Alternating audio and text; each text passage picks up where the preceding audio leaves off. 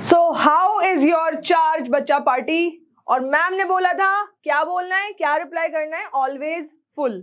ठीक है, देखो बेटा, फिजिक्स की जर्नी में पिछले सेक्शन में हमने इलेक्ट्रिक डाइपोल क्या होता है, डाइपोल मोमेंट क्या होता है, और इलेक्ट्रिक डाइपोल की वजह से एक्सियल पोजीशन पे, इक्वेटोरियल पोजीशन पे या आर्बिट्री पोजीशन पर नेट फील्ड कितनी होती है, ये डेरिवेशन करे थे।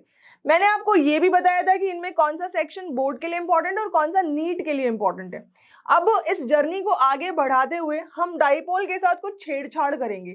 क्या छेड़छाड़ करेंगे? देखो, डाइपोल की खुद की फील्ड होती है, वो पूरे रीजन में फील्ड क्रिएट करेगा। तो हम ये छेड़छाड़ करके देखेंगे कि अगर उस डाइपोल को हमने किसी फील्ड में, किसी एक्सटर्नल फील्ड में रख दिया तो डाइपोल के ऊपर क्या असर पड़ता है। जैसे बचपन में जब आप दो मैग्नेट से खेलते थे, है ना, तो एक मैग्नेट को फ्री छोड़ देते थे और दूसरा मैग्नेट क्या उसकी तरफ खिसका खिसका कर देखते थे। तो क्या होता था कि वो जो दूसरा मैग्नेट आपने फ्री छोड़ा हुआ है वो ऐसे खिसकता रहता था, या तो चिपक जाएगा या तो दूर भागेगा, है ना। बेसिकली मैग्नेट क्या होता है? एक डाइपोल होता है, और आपने उसको किसी दूसरे मैग्नेटिक डाइपोल की फील्ड में रखा। हाँ, मैग्नेट भी डाइपोल होता है, नॉर्थ पोल साउथ पोल, ठीक है। तो आपने देखा कि उस दूसरे फ्री मैग्नेट में कुछ हरकत हो रही है, राइट, कुछ हरकत हो रही है। तो कुछ ऐसा हम आज करने वाले हैं। आज का टॉपिक है electric dipole in uniform and non uniform electric field, electric flux. बेटा, ये जो टॉपिक है इलेक्ट्रिक फ्लक्स, ये आप पहली बार पढ़ रहे हो, इसके पहले आपने इसको नहीं पढ़ा है, नहीं जाना है ना। एंड गॉस लॉ, ये भी पहली बार पढ़ रहे हो, और एप्लीकेशंस ऑफ गॉस लॉ भी हम जो है, ये वाला टॉपिक भी हम देखने वाले हैं, ठीक है। तो मैं फिर से बता दूं, अपनी कॉपी किताब खोल के बैठ जाओ और जो भी मैं बोल रही हूं, लिखवा रही हूं, उसको नोट करते जाना। जिसके भी एक्सेलेंट नोट्स होंगे, मैंने आपको कहा था कि हमारे टेलीग्राम चैनल पे अपने नोट्स शेयर करना, जिसके भी एक्सेलेंट नोट्स होंगे उसको रिवॉर्ड्स दिए जाएंगे, ठीक है। तो नोट्स बनाते रहना। तो बेटा, सबसे पहले हम बात करते हैं कि एक यूनिफॉर्म फील्ड ले लेते हैं, ठीक है, और यूनिफॉर्म फील्ड में अपन ने डायपोल को छोड़ दिया, ठीक है। यूनिफॉर्म फील्ड मतलब इक्विडिस्टेंट एरोज, ठीक है। ये जो इक्विडिस्टेंट एरोज हैं, ये क्या शो कर रहे हैं? इक्विडिस्टेंट है कि नहीं है? क्या शो कर रहे हैं? ये एक यूनिफॉर्म फील्ड शो कर रहे हैं। अब यहां पे, ठीक है बेटा, ये प्लस चार्ज है और ये माइनस चार्ज है, ठीक है, प्लस क्यू माइनस क्यू, ये एक डाइपोल हो गया। डाइपोल की लेंथ मैंने आपको कहा था कन्वेंशनली 2a सिंबल से इसको रिप्रेजेंट किया जाता है, ठीक है। और अगर मैं बोलूं डाइपोल मोमेंट की डायरेक्शन बता दो यहाँ पे, तो आप देख सकते हो कि डाइपोल मोमेंट की जो डायरेक्शन होगी वो माइनस क्यू से प्लस क्यू चार्ज की तरफ होगी, ठीक है। इसको हमने यूनिफॉर्म फील्ड में रख दिया। तो टॉपिक क्या है अपना? इलेक्ट्रिक डाइपोल इन यूनिफॉर्म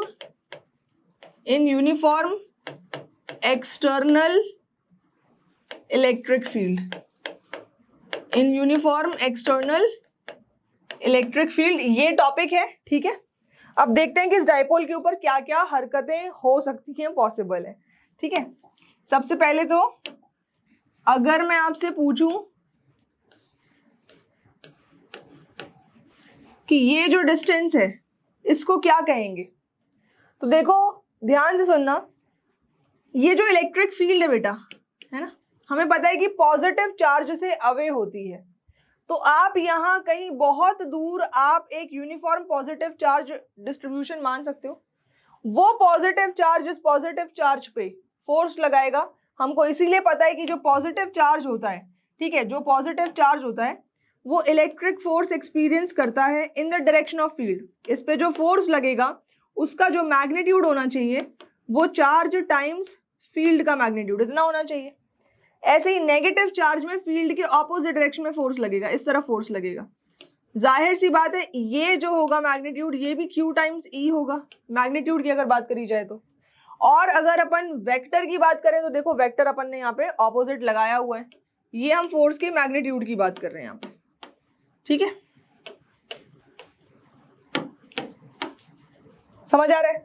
तो ये लेंथ बराबर होगी, लेंथ बराबर होगी, है ना, और डायरेक्शन जाहिर सी बात है कि ऑपोजिट होगी। इन दोनों फोर्सेस की डायरेक्शन क्या होगी? ऑपोजिट होगी, मैग्नीट्यूड में बराबर। तो ये वही बात हो गई, ये वही बात हो गई। कौन सी बात?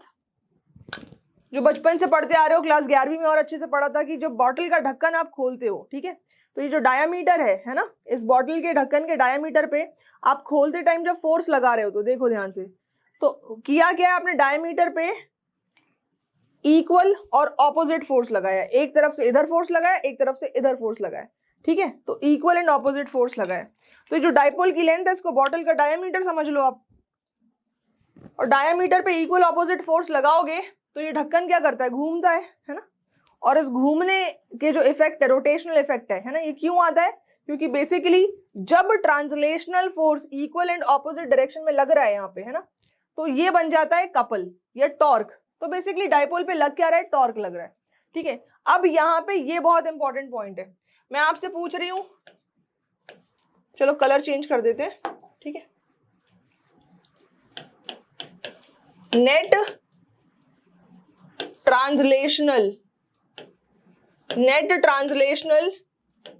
Force on dipole, net translational force on dipole कितना होगा, मान लो इसको मैंने नाम दे दिया F1 का, ठीक है, ये F1 वेक्टर है इस तरफ, ठीक है, और इसको मैंने नाम दे दिया F2 का, F2 वेक्टर है उस तरफ, ठीक है, जहां पे F1 का मैग्नीट्यूड और F2 का मैग्नीट्यूड जो है ये बराबर है, इसको अपन F लेट कर लेते हैं, ठीक है, जो Q टाइम्स E के बराबर होगा, पर F1 इधर है और F2 इधर है, ठीक है। तो vector F1 plus vector F2 अगर मैं पूछूं कितना हो जाएगा बेटा, 0 हो जाएगा, प्लस QE माइनस QE कितना हो जाएगा, 0। तो नेट ट्रांसलेशनल फोर्स क्या है, 0। मतलब अगर ये डाइपोल है, ठीक है, तो डाइपोल जो है अपनी पोजीशन पर सिर्फ रोटेट कर सकता है, डाइपोल इधर से इधर को नहीं जाएगा या फिर इधर से इधर को, ऐसा लीनियर मोशन एग्जीक्यूट नहीं करेगा, खाली रोटेशनल मोशन जो है एग्जीक्यूट करेगा, ठीक है। सो नो ट्रांसलेशन, ठीक है। A torque is acting on the dipole, ठीक है, ट्रांसलेशनल फोर्स तो 0 है लेकिन टॉर्क एक्ट कर रही है, ठीक है, तो hence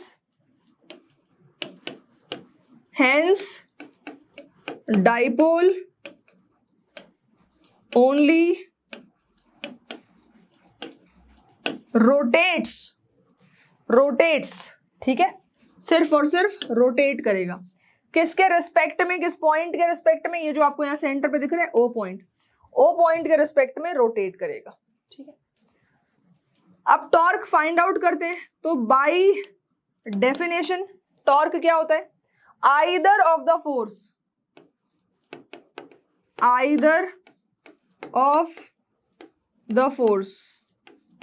चाहे तो F1 या F2 का मैग्नीट्यूड ले लो, आइदर ऑफ द फोर्स, और इसको मल्टीप्लाई करते हैं perpendicular distance between the forces से, परपेंडिकुलर डिस्टेंस बिटवीन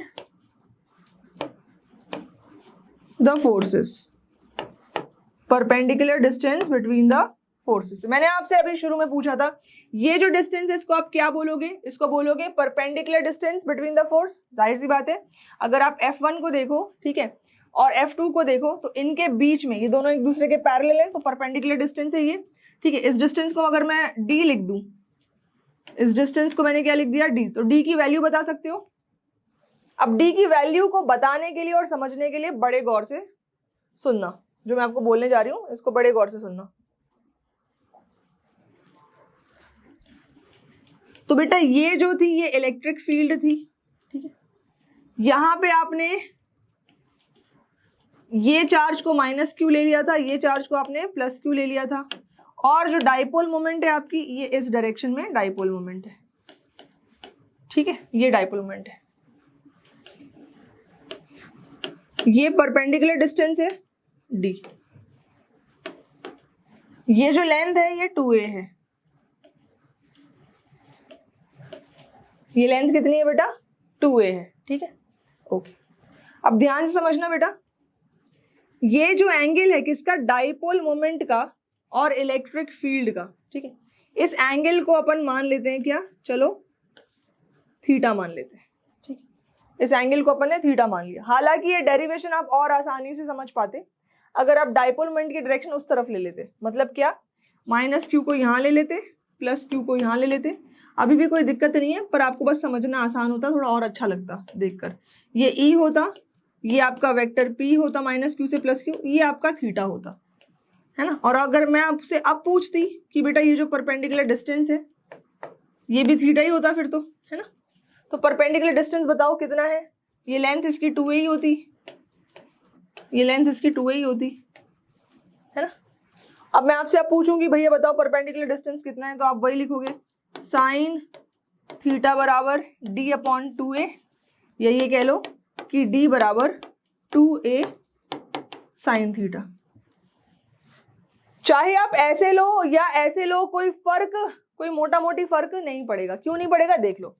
अभी देखो डाइपोल मोमेंट और ई के बीच का जो ये एंगल है थीटा है, ठीक है। तो अगर ये एंगल बोलूं तो ये कितना हो जाएगा 180 माइनस थीटा, ठीक है। और आपको पता है कि जो साइन थीटा होता है और साइन 180 माइनस थीटा होता है ये दोनों बराबर होते हैं, है ना। Sine theta sine 180 minus theta बराबर होते हैं। तो इस केस में अगर आप यहाँ पे साइन थीटा रखते और इस केस में अगर आप साइन 180 माइनस थीटा रखते तो आपको इक्वेशन सेम ही मिलती, इक्वेशन सेम ही मिलती, ठीक है। अब यहां आ जाए तो इसको अपन लिख सकते हैं tau is equals to either of the force Q E, दोनों में से कोई भी एक फोर्स ले लो क्यू ई, ठीक है। और परपेंडिकुलर डिस्टेंस को क्या लिख सकते हैं 2a साइन थीटा, जहां पे थीटा सिग्निफाई करता है डाइपोल मोमेंट और इलेक्ट्रिक फील्ड के बीच के एंगल को। अगर वो एंगल 180 माइनस थीटा भी है तो भी जब आप टॉर्क निकाल रहे हो, ठीक है, तो वो साइन थीटा के बराबर ही है। तो टॉर्क को क्या लिख सकते हो Q E 2a sine theta, ठीक है। अब देखो बेटा, इसको अगर मैं बोलूं वेक्टर फॉर्म में लिखकर बताओ, टाउ को वेक्टर फॉर्म में लिखकर बताओ, तो Q इंटू 2a क्या बनता है, Q इंटू 2a बनता है P डाइपोल मोमेंट। तो यहाँ पे आपने लिख दिया डाइपोल मोमेंट P, और ये E और साइन थीटा को आप क्रॉस प्रोडक्ट के फॉर्म में लिख सकते हो, तो इसको P क्रॉस E लिख सकते हो। तो ये अगेन बेहद खास और बेहद इंपॉर्टेंट जो है ये आपका फॉर्मूला यहाँ पे बन जाता है। इस फॉर्मूले को नोट कर लो। सीखने को क्या मिल रहा है आपको यहां से कि जब सीखने को क्या मिल रहा है कि जब अगर कोई डाइपोल यूनिफॉर्म फील्ड में रखा हो तो नंबर 1 उस पे नेट ट्रांसलेशनल फोर्स कितना होता है, नेट ट्रांसलेशनल फोर्स जो है वो 0 होता है, ठीक है। सिर्फ और सिर्फ क्या लग रहा होता है, सिर्फ और सिर्फ रोटेशनल फोर्स या टॉर्क लग रहा होता है। किसके बराबर होता है मैग्नीट्यूड में, पीई साइन थीटा के बराबर होता है, ठीक है। किसके बराबर, पीई साइन थीटा या फिर vector P cross vector E. Okay बेटा, इतनी बात आ गई समझ में। इस टॉपिक के ऊपर एक और टॉपिक आता है, मैं आपको बता दूं क्या क्या क्या क्या इसके ऊपर और टॉपिक्स आते हैं। कि देखो अगर डाइपोल पे टॉर्क लग रहा है तो वो घूमेगा, है ना। अगर उसको आप स्लाइट डिस्प्लेसमेंट देते हो in the opposite direction of the torque, तो आप उसके ऊपर कोई वर्क डन कर रहे हो, उसको पोटेंशियल एनर्जी स्टोर कर रहे हो, तो कितनी पोटेंशियल एनर्जी स्टोर होगी उसका डेरिवेशन चैप्टर 2 जब इलेक्ट्रिक पोटेंशियल हम पढ़ेंगे वहां पढ़ेंगे। इसके अलावा दो डाइपोल अगर आजू बाजू रखे हैं तो एक डाइपोल दूसरे पे कितना फोर्स लगाएगा, ठीक है, या एक डाइपोल दूसरे पे कितना टॉर्क लगाएगा। तो ये जो पार्ट है, ये जो पोर्शन है, ये सेम टॉपिक आपका रिपीट होता है किसमें, चैप्टर 2 में। क्योंकि मैं आपको एनसीईआरटी के अकॉर्डिंग पढ़ा रही हूँ, तो एनसीईआरटी में कायदे से तो ये आपको इकट्ठे चैप्टर 2 में पढ़ाया जाता है, कायदे से ये पूरा टॉपिक इकट्ठे चैप्टर 2 में पोटेंशियल पढ़ाते टाइम पढ़ाया जाता है। लेकिन यहाँ मैंने इसलिए बता दिया कि एनसीईआरटी चैप्टर 1 में टॉर्क के बारे में बताया हुआ है।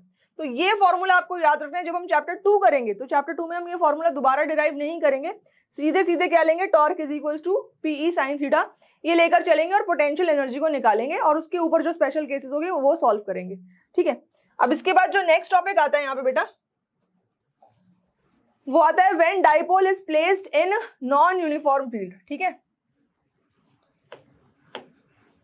When an electric dipole is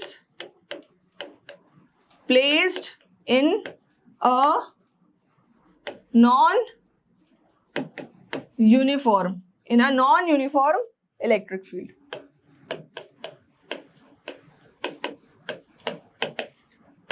अगर नॉन यूनिफॉर्म फील्ड में रखा हो डाइपोल तो कैसा बिहेव करेगा, ठीक है। नॉन यूनिफॉर्म फील्ड का मतलब क्या है? नॉन यूनिफॉर्म फील्ड का मतलब ये है, ये कुछ ऐसा सा बना दिया, ठीक है। आप देख सकते हो, और बना दिया, ठीक है। आप देख सकते हो कि यहां पे अगर आप देख रहे हो, इस रीजन पे देख रहे हो, ठीक है, तो यहां पे फील्ड लाइंस आर क्राउडेड,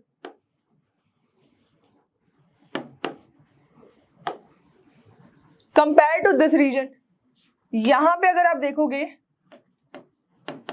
तो field lines are relatively less crowded, है कि नहीं? यहां पे फील्ड लाइंस दूर दूर है, यहां पे फील्ड लाइंस पास पास है, तो ये रीजन रिप्रेजेंट करता है किसको? स्ट्रॉन्ग फील्ड को, और ये रीजन रिप्रेजेंट करता है किसको? वीक फील्ड को। तो नॉन यूनिफॉर्म फील्ड होने का मतलब ये है कि कहीं पे स्ट्रॉन्ग कहीं पे वीक फील्ड होगी, ठीक है।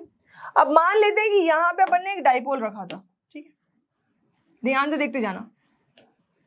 फर्स्ट केस, ये जो चार्ज है ये माइनस क्यू चार्ज है और ये प्लस क्यू चार्ज है। डाइपोल अपन ने इस तरीके से रखा है, फर्स्ट केस, ठीक है। सेकंड केस देखो बेटा, यहां पे प्लस क्यू चार्ज रखा है और यहां पे माइनस क्यू चार्ज रखा है। अब दोनों केसेस में, फर्स्ट और सेकंड, इन दोनों केसेस में कोई फर्क है कि नहीं है, क्या फर्क है उसको अपन समझते हैं, ठीक है। देखो जाहिर सी बात है, अगर मैं आपसे पूछूं तो यहाँ कहीं पे पॉजिटिव चार्ज डिस्ट्रीब्यूशन होना चाहिए, नॉन यूनिफॉर्म डिस्ट्रीब्यूशन होगा, और यहाँ पे कहीं पे negative charge non uniform distribution होगा, तभी फील्ड जो है यहाँ से लगभग वहां की तरफ जा रही है। जो फोर्स लगेंगे इन डाइपोल पे अलग अलग लगेंगे। माइनस क्यू पे, ये जो माइनस क्यू चार्ज है, इस पर opposite direction of the field में इधर फोर्स लगेगा, इसको अपन ने F1 बोल दिया, ठीक है। इसको अपन ने F2 बोल दिया। जाहिर सी बात है कि F1 स्ट्रॉन्ग फील्ड में, तो ये फोर्स जो है थोड़ा सा बड़ा होना चाहिए, इस पे मैग्नीट्यूड बड़ा होना चाहिए फोर्स का, करेक्ट है। तो फर्स्ट केस में मैंने मैग्नीट्यूड जो है फोर्स F1 का स्ट्रॉन्ग फोर्स होगा, है ना, बड़े मैग्नीट्यूड का फोर्स लगना चाहिए, समझ आ रहा है। अब ये चीजें को यहाँ पे प्लस क्यू जो है, प्लस क्यू ये स्ट्रॉन्ग फील्ड में रखा हुआ है, तो इस पर फील्ड की डायरेक्शन में ये फोर्स, देखो क्यू के फोर्स को अपन ने यहाँ पे 2 माना है, इसको 2 बोल देती हूँ मैं, है ना, बड़ा वेक्टर बन रहा है, और माइनस पे जो फोर्स होगा वो थोड़ा छोटा बनेगा, ठीक है। अब फर्स्ट केस को और सेकंड केस को समझते हैं। जाहिर सी बात है यहाँ पे फर्स्ट केस में F1 on minus Q greater than F2 है, ठीक है।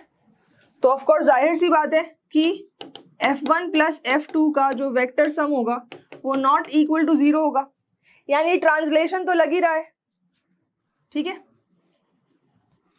देयर इज नेट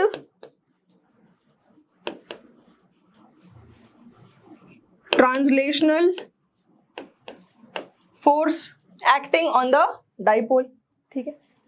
और अगर अपन सेकेंड केस की बात करें तो सेकेंड केस में F2 ऑन प्लस क्यू बड़ा है F1 से, फिर से वही बात कि F1 वेक्टर सम F2 ये 0 के बराबर नहीं होगा, ठीक है। दोनों ही केसेस में there is net translational force, दोनों केसेस में there is net translational force. बेटा जो बड़ा फोर्स होगा, जिस भी डायरेक्शन में बड़ा फोर्स होगा, नेट ट्रांसलेशनल फोर्स उस डायरेक्शन में लगेगा। यहां पे अगर F1 बड़ा है तो जो नेट ट्रांसलेशनल फोर्स लगना चाहिए वो F1 की डायरेक्शन में लगना चाहिए, यानी डाइपोल जो है वो स्ट्रॉन्ग फील्ड की तरफ मूव कर रहा है, ठीक है। फर्स्ट केस में dipole will move towards strong field region from weak field region. Correct है। सेकेंड केस में डाइपोल जो है, देखो F2 बड़ा है तो इधर जा रहा है, वो F2 की डायरेक्शन में जा रहा है, वीक फील्ड। सेकेंड केस में क्या हो रहा है, dipole will move towards weak field region, weak field region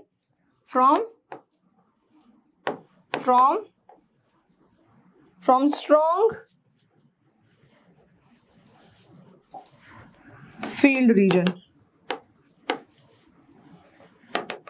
बेटा ये जो दो पॉइंट मैंने अभी आपको यहां पे बताए हैं, ये दो पॉइंट VVIP पॉइंट है, दोनों के लिए, CBSE के लिए और नीट के लिए। यहाँ पे आपके असर्शन, रीजन और MCQ बनते हैं कि अगर एक डाइपोल नॉन यूनिफॉर्म फील्ड में रखा है तो नंबर वन वो बिहेव कैसे करता है, उस पर नेट ट्रांसलेशनल फोर्स लग रहा है, मतलब कि जो डाइपोल है वो अपनी पोजीशन छोड़कर दूसरी पोजीशन पर जाएगा।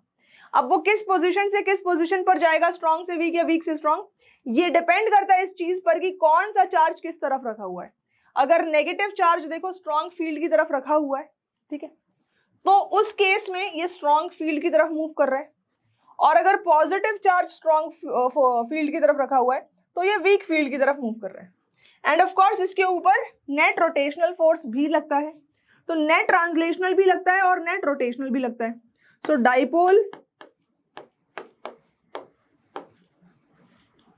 experiences both net translational as well as net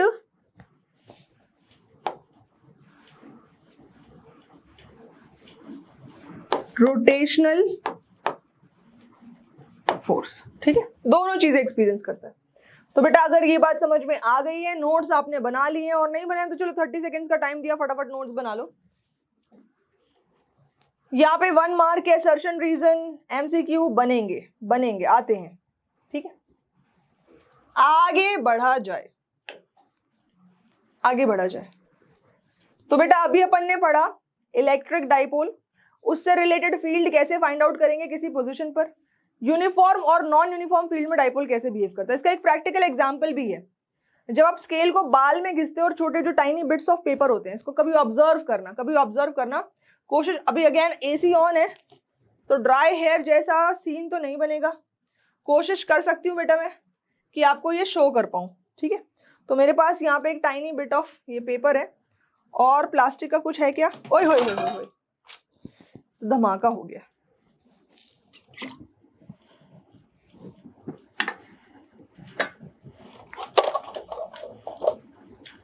धमाका हो गया, 2 मिनट का टाइम दीजिएगा।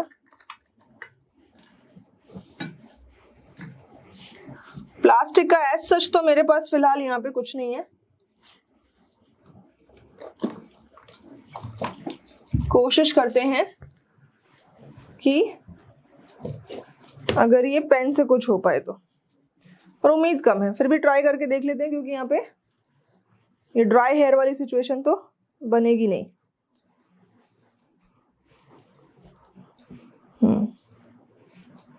हल्का सा, बहुत हल्का सा, मतलब मेरे इनफैक्ट ये जो ऊपर के नर्व सेंसेस होंगे ना, ये एक्सपीरियंस कर पा रहे हैं कि पेपर ना उठने की कोशिश कर रहा है। हाँ, बहुत हल्का हो रहा है, लेकिन ठीक है, कोई बात नहीं, आप इसको ट्राई कर सकते हो। तो वही वाला एक्सपेरिमेंट, जब स्केल को बालों में घिसते हो और छोटे छोटे पेपर पीसेस जो हैं, है ना, उनको जब आप अट्रैक्ट करने की कोशिश करते हो, तो आप कभी पेपर को नोटिस करना, वो फ्लिप मारता है सबसे पहले। ठीक है, वो फ्लिप मारता है और फ्लिप मारने के बाद जाके स्केल पे चिपक जाता है। अब ये फ्लिप मारना और स्केल पे चिपकना, ठीक है, तो वही बात है कि जब आप कोई ग्लास रॉड या फिर जो प्लास्टिक बालों में आप जब घिसते हो, ठीक है, तो इसके ऊपर जो पॉजिटिव चार्ज है, ये टाइनी बिट्स ऑफ पेपर पे क्या करता है, डाइपोल इसको बना देता है। कैसे? नेगेटिव चार्ज इधर आ जाएगा और पॉजिटिव चार्ज इधर आ जाएगा, इक्वल चार्जेस होंगे दोनों साइड, है ना, तो ये क्या है, टाइनी डाइपोल है। ये क्या बेटा, ये टाइनी डाइपोल है, और ये जो स्केल है ये नॉन यूनिफॉर्म फील्ड क्रिएट करता है, ठीक है, क्रिएट्स नॉन यूनिफॉर्म फील्ड, ठीक है। तो जैसे इसको रखा जाता है तो ये क्या है, पहले फ्लिप मारता है, रोटेट करता है और फिर इस पे चिपक जाता है, ठीक है, ओके। अब बेटा नेक्स्ट जो टॉपिक है ये नया टॉपिक है। देखो फील्ड लाइंस एग्जिस्ट करती हैं किसी भी चार्ज अरेंजमेंट के अक्रॉस, तो इस फील्ड लाइन से एरिया को एसोसिएट कर कर एक नई क्वांटिटी बनाई गई है, डिफाइंड है, जिसको हम कहते हैं फ्लक्स। यहां पे आप इलेक्ट्रिक फ्लक्स के बारे में पढ़ोगे, लेकिन फिजिक्स के डोमेन में फ्लक्स का मतलब है कभी भी जब किसी फील्ड लाइन को, मैग्नेटिक फील्ड लाइन को भी अगर आप एरिया के साथ एसोसिएट करके देखो तो मैग्नेटिक फ्लक्स कहलाता है, ठीक है। ऐसा आपने फ्लूइड मैकेनिक्स में भी फ्लूइड फ्लक्स पढ़ा होगा कि जो फ्लूइड है स्ट्रीमलाइन है, तो किसी गिवन एरिया को स्ट्रीमलाइन क्रॉस कर रही है, फ्लूइड फ्लक्स पढ़ते हैं उसको, है ना। तो इस तरीके से ये फ्लक्स टर्म जो है ये इंट्रोड्यूस करी गई है। फिलहाल अपन को क्या पढ़ना है, इलेक्ट्रिक फ्लक्स, इलेक्ट्रिक फ्लक्स पढ़ना है। इसको डिफाइन करने के पहले, ठीक है, कुछ बातें जो आपको बता रही हूं इन बातों को समझना, ठीक है। तो बेटा ये ना कोई सरफेस एरिया है, ठीक है, ये कोई सरफेस एरिया है, और इस सरफेस एरिया से कुछ इलेक्ट्रिक फील्ड लाइंस जो हैं, किसी रीजन में कुछ इलेक्ट्रिक फील्ड लाइंस हैं, वो इस एरिया को क्रॉस कर रही हैं, इस तरीके से क्रॉस कर रही हैं, ठीक है। अब देखना फिर से, एक एरिया ये है,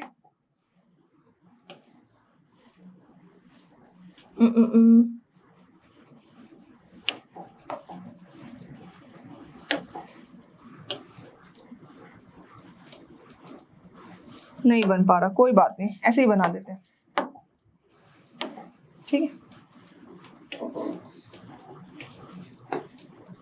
एक ये एरिया है, ऐसे देखो नॉर्मल, और फील्ड लाइन कुछ इस एरिया को क्रॉस कर रही है इस तरीके से नॉर्मली। इस एरिया को आपने घुमाना शुरू कर दिया, बात समझ रहे हो, एरिया भी ऐसे रखा हुआ है, ये ऐसे रखा हुआ है, अब आपने इसको घुमाना शुरू कर दिया, फील्ड की डायरेक्शन को चेंज नहीं करते, तो क्या same number of field line हमेशा इस एरिया से क्रॉस करेंगी? बात अगर अभी भी समझ में नहीं आई है तो मैं आपको एक एग्जांपल देकर बताती हूं, कोशिश करती हूं एग्जांपल लेने का। यहां पे ये जो पेपर शीट है, ये पेपर शीट एक एरिया है, ठीक है, और बोर्ड की तरफ से लाइंस आ रही हैं, इस एरिया को क्रॉस कर रही हैं, लाइंस आपकी तरफ जा रही हैं। इस सिचुएशन में कुछ लाइंस, 10 लाइंस आपकी तरफ गई, मैंने इसको थोड़ा सा टिल्ट कर दिया, क्या सेम नंबर ऑफ लाइंस आपकी तरफ अभी भी क्रॉस करेंगी? अच्छा ये बताओ अब कितनी लाइंस, अब देखो, अब मैंने इस पेपर को कैसे रखा है, देखा, अब कितनी लाइंस क्रॉस करेंगी? आप पॉइंट समझ गए जो मैं बोलना चाहती थी, ठीक है। तो ये एरिया को अगर अपन घुमा दें तो एक सिचुएशन ऐसी भी आएगी कि ये एरिया ऐसा हो जाएगा, कितनी फील्ड लाइन इसको क्रॉस कर रही है, एरिया के थ्रू, एरिया के थ्रू कितनी क्रॉस कर रही है, नन, 0, ठीक है। तो ये मेजरमेंट किसकी, number of field lines crossing through a given area, इस मेजरमेंट को फ्लक्स बोला जाता है, ठीक है। So what is electric flux? Number of electric field lines. अब देखो बेटा, अगर आप एरिया को घुमाना शुरू कर दो, है ना, तो फील्ड लाइन जो क्रॉस कर रही है वो कम हो सकती है, एक पॉइंट आएगा, 0 हो जाएंगी। तो मेजरमेंट हम किसकी कर रहे हैं एक्चुअली, उतनी फील्ड लाइंस जो इसको नॉर्मली क्रॉस कर रही हैं, जो इस एरिया को नॉर्मली, ये देखो नॉर्मली इस तरीके से गिवन एरिया को नॉर्मली क्रॉस कर रही है, ठीक है। So number of field lines crossing a given area normally, ये बेटा इलेक्ट्रिक फ्लक्स कहलाता है, crossing a given area normally, ये इलेक्ट्रिक फ्लक्स कहलाता है, ठीक है। अब देखो इस सिचुएशन में ये फील्ड की डायरेक्शन हो गई, कैसे पता चलेगा कि नॉर्मली कितनी फील्ड लाइन जा रही है, ठीक है। तो एक काम करो कि एरिया वेक्टर बना लो, तो इस एरिया के लिए जो एरिया वेक्टर बनेगा, ठीक है, कैसा बनेगा, ऐसा बनेगा। एरिया वेक्टर कैसा होता है, नॉर्मली आउटवर्ड होता है। तो नॉर्मली आउटवर्ड इस एरिया वेक्टर को मैंने एस वेक्टर लिख दिया। अब वेक्टर ई का एस के साथ एंगल कितना बन रहा है, थीटा। अब अगेन वेक्टर ई के दो कंपोनेंट्स बनेंगे, ठीक है, एक होगा इस प्लेन के अलोंग और एक होगा इस एरिया वेक्टर के अलोंग। ये हो जाएगा ई साइन थीटा और ये हो जाएगा ई कॉस थीटा, ठीक है। अब ई साइन थीटा वाला पार्ट नॉर्मली क्रॉस कर रहा है कि ई कॉस थीटा वाला पार्ट नॉर्मली क्रॉस कर रहा है ना? ई कॉस थीटा वाला पार्ट नॉर्मली क्रॉस कर रहा है। जैसे अगर मैं बात करूं यहाँ पे, तो ये ई साइन थीटा तो अलोंग द प्लेन आ रहा है ना, ये प्लेन के अलोंग आ रहा है। और अगर ये फिगर क्लियर नहीं है तो कोई बात नहीं, इस फिगर को अपन दोबारा बना लेते हैं। ध्यान से सुनते जाना। प्लेन अपन ऐसे ही रख लेते हैं, ये प्लेन है अपना, ये एरिया वेक्टर होगा और फील्ड लाइन ऐसे क्रॉस कर रही है, ऐसे क्रॉस कर रही है। तो जब मैं इसके कंपोनेंट बनाऊंगी, है ना, थोड़ा छोटा बना दूं ताकि कंपोनेंट ढंग से समझाना आसान हो जाए, ठीक है। तो ये जो कंपोनेंट है बेटा, ठीक है, ये कंपोनेंट ये ई कॉस थीटा होगा, जहां पे ये एंगल थीटा है, ये ई है आपका, ठीक है। और ये जो कंपोनेंट है, ये वाला जो कंपोनेंट है, ये आपका ई साइन थीटा है और ये प्लेन के अलोंग आ रहा है। तो ई साइन थीटा प्लेन को बिल्कुल भी क्रॉस नहीं कर रहा। नॉर्मली क्या क्रॉस कर रहा है, ई कॉस थीटा क्रॉस कर रहा है। तो इसकी जो मेजरमेंट होगी, ई cos theta along the surface, E cos theta along the surface, ठीक है, ये आपका फ्लक्स है, ठीक है, ये आपका फ्लक्स है। तो यहाँ पे हम इलेक्ट्रिक फ्लक्स को सिंबल देंगे। तो ग्रीक लेटर है, ग्रीक लेटर फाई, ठीक है। इसका जो कन्वेंशनल सिंबल है, जिस तरीके से इसको दिखाया जाता है, वो है फाई। कई बार सब्सक्रिप्ट ई यूज कर लेते हैं, ना भी करो कोई दिक्कत नहीं है। तो ये इसका सिंबल होता है, ठीक। और ये कैसे मेजर किया जाएगा, अभी मैंने आपको बताया।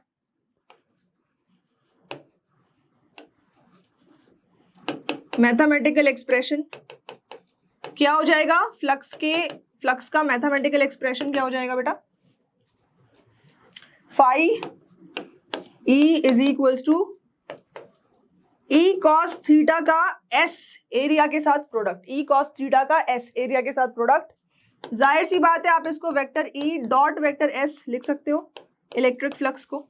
यहां से एक बात समझ में आती है कि इलेक्ट्रिक फ्लक्स क्या है बेटा, कौन सी तरीके की क्वांटिटी है, it is a scalar quantity, it is a scalar quantity, it is a scalar quantity. अगर बात करी जाए इसकी स्टैंडर्ड यूनिट की, एसआई यूनिट की बात करी जाए, तो ये न्यूटन पर कूलम में और ये मीटर स्क्वायर में होता है। तो न्यूटन मीटर स्क्वायर पर कूलम, फटाफट नोट कर लो, फटाफट नोट कर लो बच्चा पार्टी, ठीक है। छोटी छोटी मगर मोटी बातें।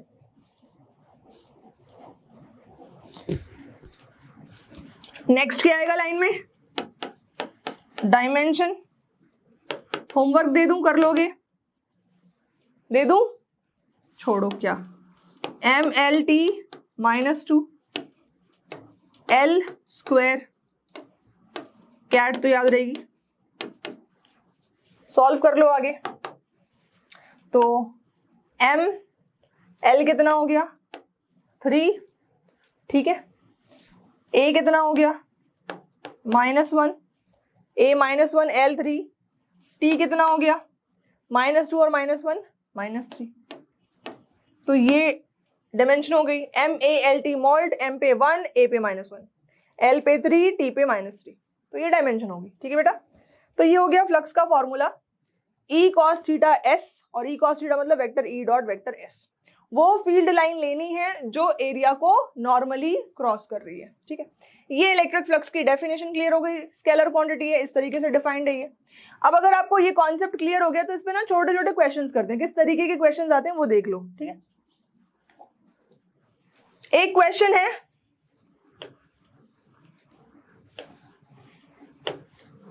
X Y Z, ठीक है। अब एक स्क्वायर शीट रखी हुई है ऐसे, स्क्वायर शीट रखी हुई है ऐसे, ठीक है। अच्छा, जो इलेक्ट्रिक फील्ड है, समझना बात को, इसकी ये ए मान लो, ए क्या है बेटा 10 यूनिट्स, साइड क्या है 10 यूनिट्स, ये आपको दिया हुआ है। अब केसेस, पहला केस इलेक्ट्रिक फील्ड वेक्टर दिया हुआ है 30 आई कैप, क्या करोगे? दूसरा केस इलेक्ट्रिक फील्ड वेक्टर दिया हुआ है 30 जे कैप, क्या करोगे? तीसरा केस इलेक्ट्रिक फील्ड वेक्टर दिया हुआ है 30 आई कैप प्लस 30 जे कैप। तो तीनों केसेस में फ्लक्स कैसे निकालोगे? अगर φ1 की बात करें, देखो बेटा vector E dot vector S है, यहां पे एरिया वेक्टर निकालो। एरिया वेक्टर देखो हमेशा नॉर्मली आउटवर्ड होता है, तो पहले तो एरिया निकाल लो, कितना आ जाएगा 10 का स्क्वायर 100, और यहाँ पे नॉर्मली आउटवर्ड अगर एरिया वेक्टर बनाओगे तो वो अलोंग एक्स एक्सिस बनेगा नॉर्मली आउटवर्ड, तो कितना आना चाहिए 100 आई कैप आना चाहिए, 100 आई कैप आना चाहिए। तो अगर यहाँ पे फील्ड 30 आई कैप है तो φ1 फर्स्ट केस की अगर बात करी जाए, सिंपल क्या लिख सकते हो भैया, ई डॉट एस ये लिखना है, तो ई क्या हो जाएगा 30 आई कैप डॉट एस क्या हो जाएगा 100 आई कैप। आपको ये पता है कि आई यूनिट वेक्टर आई है ना, ये पता है ना, आई डॉट आई कितना होता है 1 होता है भैया, इसका मैग्नीट्यूड 1 है, इसका मैग्नीट्यूड 1 है, थीटा 0 है, कॉस 0 1 होता है, तो ये कितना हो जाएगा 3 इंटू 10 की पावर 3, ठीक है। और यूनिट क्या है न्यूटन मीटर स्क्वायर पर कूलम, न्यूटन मीटर स्क्वायर पर कूलम, ठीक है। सेकेंड केस की बात करते हैं, सेकेंड केस यहाँ पे φ2 निकालते हैं, जरा φ2 निकालते हैं, ठीक है। तो 30 जे कैप, ये बताओ आई डॉट जे कैप कैसे लिखोगे? आई का मैग्नीट्यूड, ठीक है, जे का मैग्नीट्यूड और फिर कॉस, और आई और जे के बीच में एंगल कितना होता है? यहाँ पे ये आई यूनिट वेक्टर है, यहाँ पे ये जे यूनिट वेक्टर है, तो एंगल होता है 90 डिग्री, तो cos 90। Basically I dot J 0 होता है, 11th में पढ़कर आए हो लेकिन रिवाइज करा दे रही हूँ, है ना। तो आई डॉट जे 0 होता है, तो जैसे ही आप ये ई डॉट एस करोगे, एस तो अपना 100 आई कैप रहेगा, है ना, इसका आप 30 जे कैप के साथ प्रोडक्ट करोगे तो कितना आ जाएगा φ2 आ जाएगा 0, ठीक है। ये भी आई सपोज आपको पता होगा कि मान लो वेक्टर ए अपन लिखते हैं, वेक्टर ए लिखते हैं कितना, a1 आई कैप प्लस a2 जे कैप प्लस a3 के कैप, और अपन वेक्टर बी लिखते हैं b1 आई कैप प्लस b2 जे कैप प्लस b3 के कैप, ऐसे लिखते हैं। तो अगर मैं आपसे पूछूं a डॉट बी कितना होगा बेटा बता दो, vector a dot vector B कितना होगा, तो ये पता होगा आपको, a1 b1 plus a2 b2 plus a3 b3, ऐसे लिखा जाता है, करेक्ट है। तो यही काम अपन इन दोनों के साथ करेंगे। अब मैं आपसे पूछूं कि बताओ φ3 निकालो, तो 30 आई कैप और 30 जे cap, a1 a2 100 into 30, 3 into 10 की पावर 3 प्लस b1 b2, इसमें b1 है ही नहीं, b1 0 है तो 0 हो गया, ठीक है।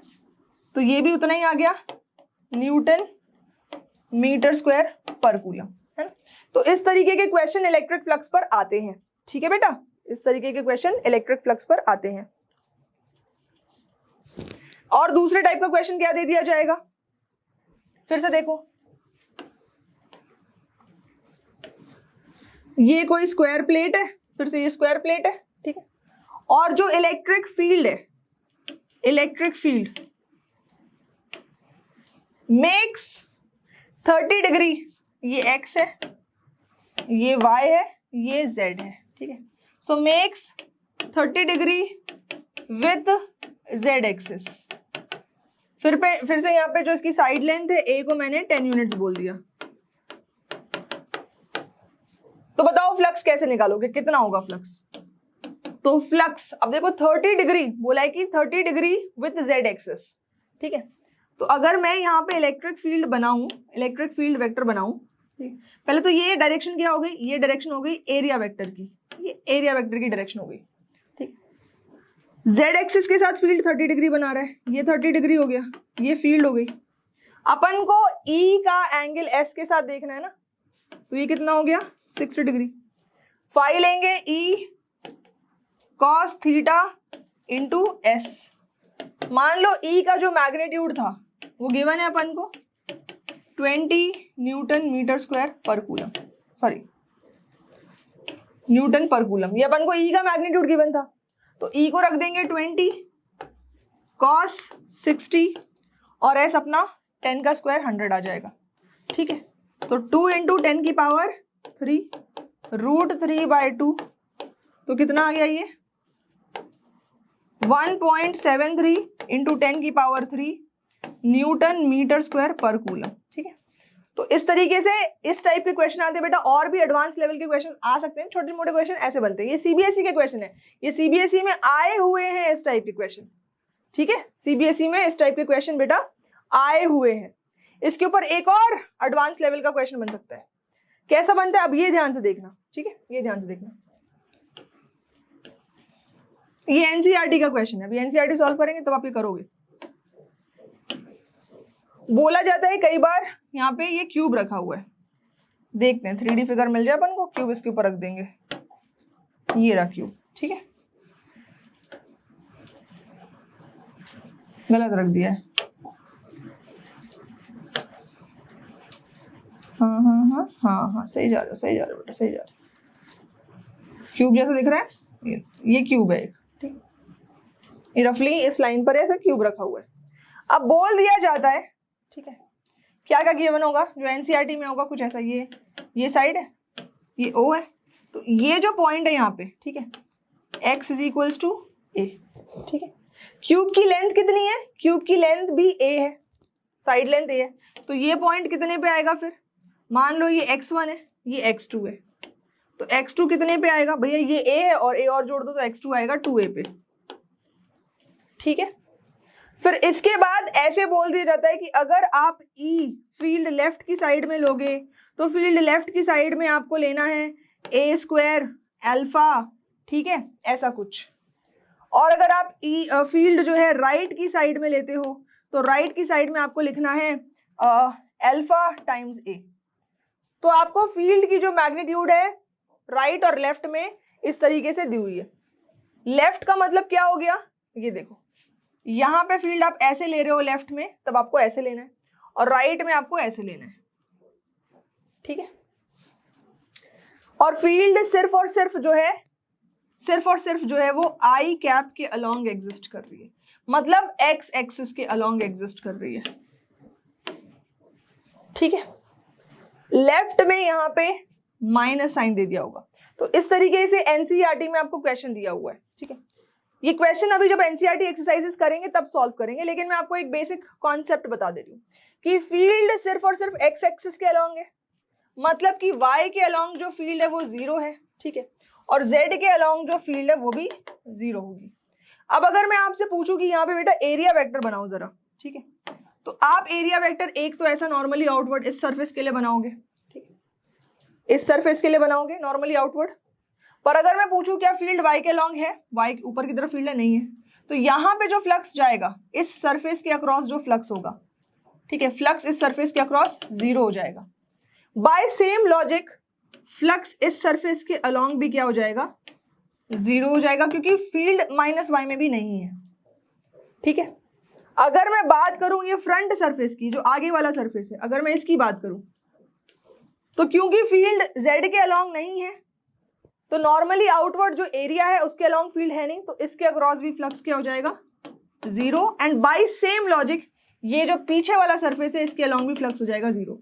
यानी जो भी टोटल फ्लक्स है फाई टोटल, इस केस में फाई टोटल, ठीक है, ये सिर्फ और सिर्फ ये जो आपको साइड सरफेसेस दिख रहे हैं, ये सरफेस और ये सरफेस, सिर्फ इन साइड सरफेसेस के अक्रॉस जो है फ्लक्स निकाला जाएगा। इसके अक्रॉस हम ये EL रखेंगे और इसके अक्रॉस ER रखेंगे। जब हम फाई L निकालेंगे तो वो हो जाएगा क्या, EL, ठीक है, vector EL dot vector SL, ठीक है, और ऐसे ही phi R vector ER dot SR। ये कॉन्सेप्ट लगेगा और फ्लक्स निकाला जाएगा। तो इस टाइप के भी क्वेश्चंस आते हैं, ठीक है, ओके। अब बेटा अपन चलेंगे, फ्लक्स पढ़ लिया, फ्लक्स पे मोटा मोटी क्वेश्चंस कैसे आते हैं वो समझ ले। तो अब हम पढ़ेंगे एकदम अनोखा और बिल्कुल नया लॉ है जो पहली बार आप पढ़ रहे हो, लेकिन ये बहुत बेहद इंपॉर्टेंट लॉ है, इस चैप्टर के लिए खास तौर पे बेहद इंपॉर्टेंट लॉ है। अगर आप पिछले 10 साल के सीबीएसई के पेपर उठा के देखोगे तो इस लॉ के ऊपर काफी सारे अच्छे क्वेश्चंस आते हैं, बहुत सारे क्वेश्चंस आते हैं बेटा, है ना। बेहद इंपॉर्टेंट लॉ है और इसको हम कहते हैं गॉस लॉ। ठीक, गॉस लॉ या गॉसेस लॉ ये बोला जाता है। लॉ क्या है, पहले इसकी स्टेटमेंट देखेंगे और फिर इसका एप्लीकेशन देखेंगे। ठीक है, तो उसका स्टेटमेंट क्या है पहले वो पढ़ते हैं। It states that net electric flux through a closed surface is 1/epsilon naught times charge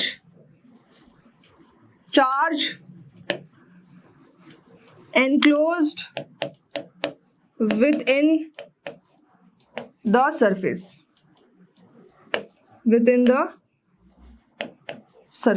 ठीक है बेटा। Net electric flux through a closed surface is 1/epsilon naught times the charge enclosed within the surface। बहुत important statement है, इसके बहुत सारे applications हैं। ठीक है, इस स्टेटमेंट को अच्छे से नोट कर लो। अब इसका मीनिंग क्या है, यहाँ पे क्लोज्ड सरफेस बोला है। ठीक है, तो जैसे कि मान लो एक रेगुलर बॉडी लेकर चल सकते हैं, ये देखो, चलो सिलेंडर ले लिया, अभी ये सिलेंडर है, या फिर ये कोन है, या फिर ये क्यूब है, या फिर ये स्फीयर है। आपको जो शेप लेनी है, जैसी शेप लेनी है ले लो। ठीक है, सारे के सारे क्लोज्ड सरफेसेस हैं। ठीक है, सारे के सारे क्लोज्ड सरफेसेस हैं। इनके बीच में एक चीज कॉमन है, मान लो इस स्फीयर के अंदर एक चार्ज है क्यू। ठीक है, इस सिलेंडर के अंदर भी एक चार्ज है क्यू। ठीक है, इस कोन के अंदर भी एक चार्ज है क्यू, और इस क्यूब के अंदर भी एक चार्ज है क्यू।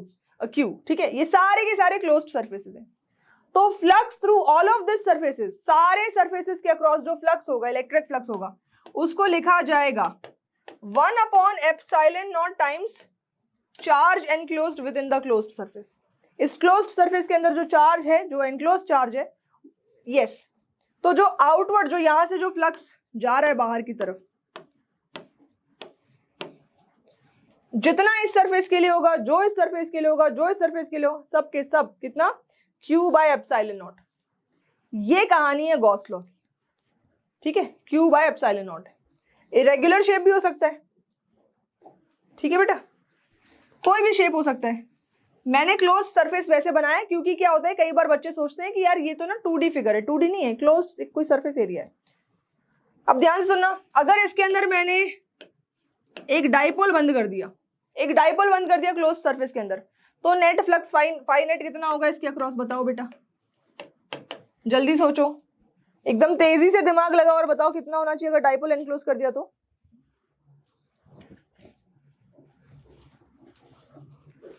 अगर डाइपोल एनक्लोज कर दिया, ठीक है, तो प्लस क्यू की वजह से बेटा Q/epsilon naught होगा, और माइनस क्यू की वजह से माइनस Q/epsilon naught होगा। ये याद रखना।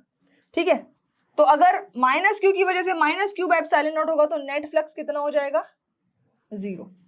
और ये होना भी चाहिए, बोला है फ्लक्स थ्रू द सरफेस, तो प्लस की वजह से जितनी भी फील्ड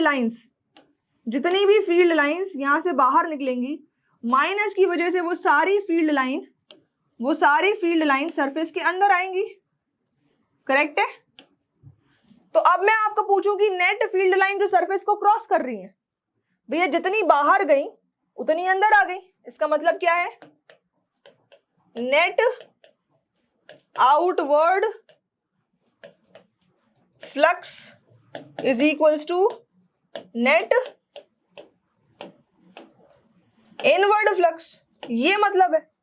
ठीक है, इसीलिए अगर डाइपोल क्लोज सरफेस के अंदर होगा तो नेट फ्लक्स कितना हो जाएगा, 0। ये बात आ गई समझ में? ओके, अब इसमें और भी क्वेश्चंस आते हैं। ये क्लोज सरफेस है, यहाँ पे चार्ज है कोई 3Q यहाँ रखा हुआ है, यहाँ पे Q है, यहाँ पे -2Q है, ठीक है, और यहाँ पे 3Q है, ठीक है, ऐसे ये चार्जेस रखे हुए हैं। बताओ कि सरफेस के अक्रॉस, इस क्लोज्ड सरफेस के अक्रॉस नेट फ्लक्स कितना होगा? Phi net across the closed surface कितना होगा, ये पूछा गया है। तो phi net across the closed surface बेटा कैसे निकालोगे? सरफेस के अंदर total charge Q net inside enclosing the surface, बोला था स्टेटमेंट पे ध्यान से जाना, charge enclosed within the surface, ठीक है। तो Q net inside the closed surface divided by epsilon not, ये अपना फॉर्मूला था। तो बाहर वाले चार्ज से कोई मतलब है क्या? ठीक है, इससे कोई मतलब नहीं है, इससे कोई मतलब नहीं है, मतलब सिर्फ अंदर वालों से है, ठीक है। 3Q और Q हो गए 4Q -2Q by epsilon not, तो 2Q बाय एप्सिलॉन नॉट बेटा ये नेट फ्लक्स होगा, ठीक है। तो इस टाइप के छोटे छोटे क्वेश्चन 1 मार्क में सीबीएसई में आते रहते हैं, ये सीबीएसई के टाइप के क्वेश्चन है, ठीक है। समझ में आ गए बेटा? समझ में आ गए, तो अब अगले सेक्शन की तरफ हम बढ़ेंगे। एक तो हमने इलेक्ट्रिक फ्लक्स निकालने का फॉर्मूला जाना गॉस लॉ से, जो सिर्फ क्लोज्ड सरफेसेस के लिए काम करता है, ठीक है। दूसरा हमने इलेक्ट्रिक फ्लक्स निकालने का तरीका जाना इलेक्ट्रिक फ्लक्स के डेफिनेशन या फॉर्मूले से। इन दोनों को कंबाइन करके काफी कुछ किया जा सकता है और इसको हम बोलते हैं एप्लीकेशंस ऑफ गॉस लॉ। तो नेक्स्ट सेक्शन है बेटा एप्लीकेशंस ऑफ गॉस लॉ, उसके पहले हम चार्ज डिस्ट्रीब्यूशन पढ़ेंगे, ठीक है।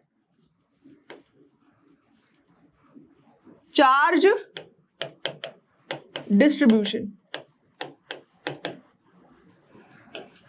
मोटा मोटी 3 तरीके के चार्ज डिस्ट्रीब्यूशन होते हैं, ठीक है। एक कहलाता है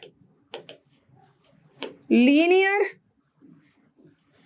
चार्ज डिस्ट्रीब्यूशन, एक कहलाता है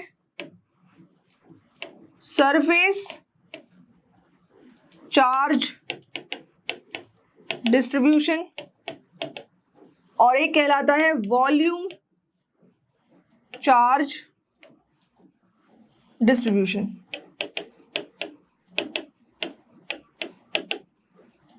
और अभी हम कैसे चार्ज डिस्ट्रीब्यूशन की बात कर रहे हैं? हम बात कर रहे हैं यूनिफॉर्म चार्ज डिस्ट्रीब्यूशन की, यूनिफॉर्म चार्ज डिस्ट्रीब्यूशन की। तो मान लो बेटा कि कोई एक पतली सी थिन सी रॉड है, क्या बेटा? पतली सी थिन सी रॉड है, या फिर मान लो कि कोई एक गिवन सरफेस एरिया है, ठीक है, कोई एक गिवन सरफेस एरिया है, या फिर मान लो कि कोई एक गिवन वॉल्यूम है, ठीक है, कोई एक गिवन वॉल्यूम है। ये 3 अलग अलग कंडीशंस हैं। तो इसके ऊपर यूनिफॉर्म पॉजिटिव या नेगेटिव कोई भी नेचर हो सकता है चार्ज का, डिस्ट्रीब्यूटेड है, ठीक है, लेंथ L मान लो। अगेन इसके ऊपर कोई यूनिफॉर्म चार्ज डिस्ट्रीब्यूशन है, कन्वेंशनली पॉजिटिव चार्ज मान लेते हैं, वरना नेचर ऑफ चार्ज कुछ भी हो सकता है, ठीक है। इसके वॉल्यूम में यूनिफॉर्म चार्ज डिस्ट्रीब्यूशन है, सॉलिड स्फीयर मान सकते हो उसको, और चार्ज इस वॉल्यूम में यूनिफॉर्मली डिस्ट्रीब्यूटेड है, ठीक है।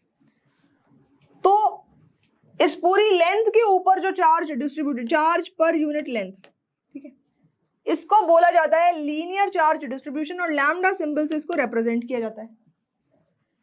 ऐसे ही charge per unit surface area, इसको सिग्मा से रिप्रेजेंट किया जाता है और ये है सरफेस चार्ज डिस्ट्रीब्यूशन, ठीक है।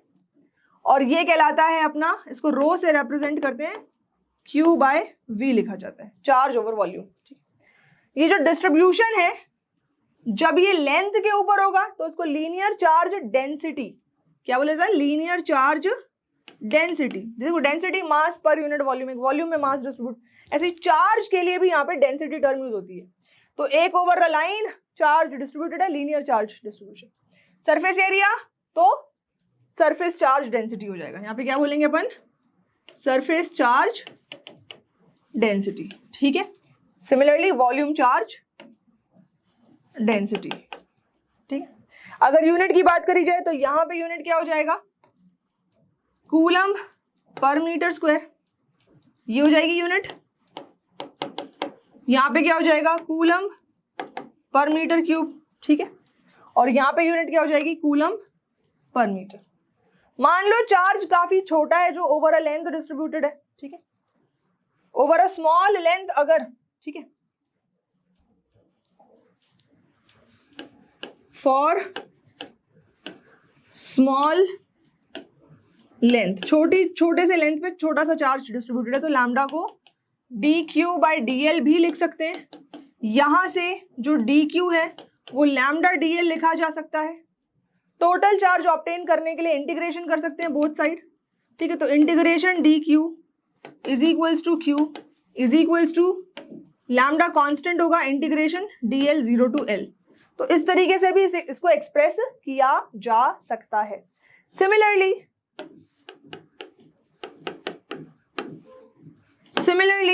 हम लिख सकते हैं integration ds is equals to surface area s, ठीक है। वहां पे क्या होगा, सिग्मा जो है वो कांस्टेंट हो जाएगा, ठीक है। और इंटीग्रेशन किसका हो जाएगा, ds का। ऐसे ही वॉल्यूम के लिए लिख सकते हैं dv is equals to v rho dv। Surface area का जो इंटीग्रल है वो डबल इंटीग्रल से रिप्रेजेंट किया जाता है, तो यहाँ पे आप डबल इंटीग्रेशन लगा सकते हो और यहाँ पे ट्रिपल, ठीक है। पर ये आपके एनसीईआरटी के डोमेन के लिए थोड़े कॉम्प्लिकेटेड सिंबल हो जाते हैं।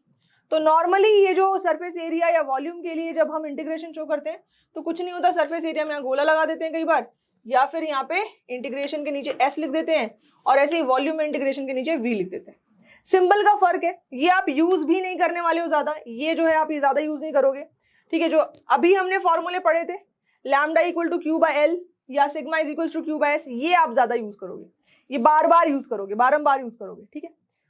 तो हमने इलेक्ट्रिक फ्लक्स की क्या डेफिनेशन है पढ़ लिया, डाइपोल यूनिफॉर्म फील्ड में कैसे बिहेव करता है पढ़ लिया, गॉस लॉ क्या होता है पढ़ लिया। अब इनको क्लब करके अपन एप्लीकेशंस के ऊपर बात करेंगे, ठीक है। तो बेटा अगला टॉपिक है अपना एप्लीकेशंस ऑफ गॉस लॉ, और इसके साथ एनसीईआरटी की थ्योरी जो है बेटा वो खत्म हो जाएगी। एनसीईआरटी की थ्योरी खत्म हो जाएगी और इसके बाद सिर्फ और सिर्फ हम एक्सरसाइज क्वेश्चंस और एग्जाम्पलर क्वेश्चंस करेंगे और फिर हम चैप्टर 2 पर मूव करेंगे, ठीक है। तो एप्लीकेशंस ऑफ अगर गॉस लॉ की बात करी जाए, ठीक है, तो इसमें पहला जो एप्लीकेशन है, फर्स्ट, मान लो एक इनफाइनाइट लेंथ की, क्या है, इनफाइनाइट लेंथ की रॉड है, इनफाइनाइट लेंथ की रॉड है, और उस पे यूनिफॉर्म पॉजिटिव चार्ज डिस्ट्रीब्यूशन है, यूनिफॉर्म पॉजिटिव चार्ज डिस्ट्रीब्यूशन है, तो उसके रीजन में कहीं पे फील्ड कितनी होगी वो बताओ, ठीक है। अब अगर आप एक रॉड को देखते हो तो वो सिलेंड्रिकल होती है, गॉसियन सरफेस एक क्लोज्ड सरफेस है, ठीक है। तो आप इस लेंथ के अलोंग एक क्लोज्ड सिलेंडर इमेजिन कर सकते हो, ठीक है।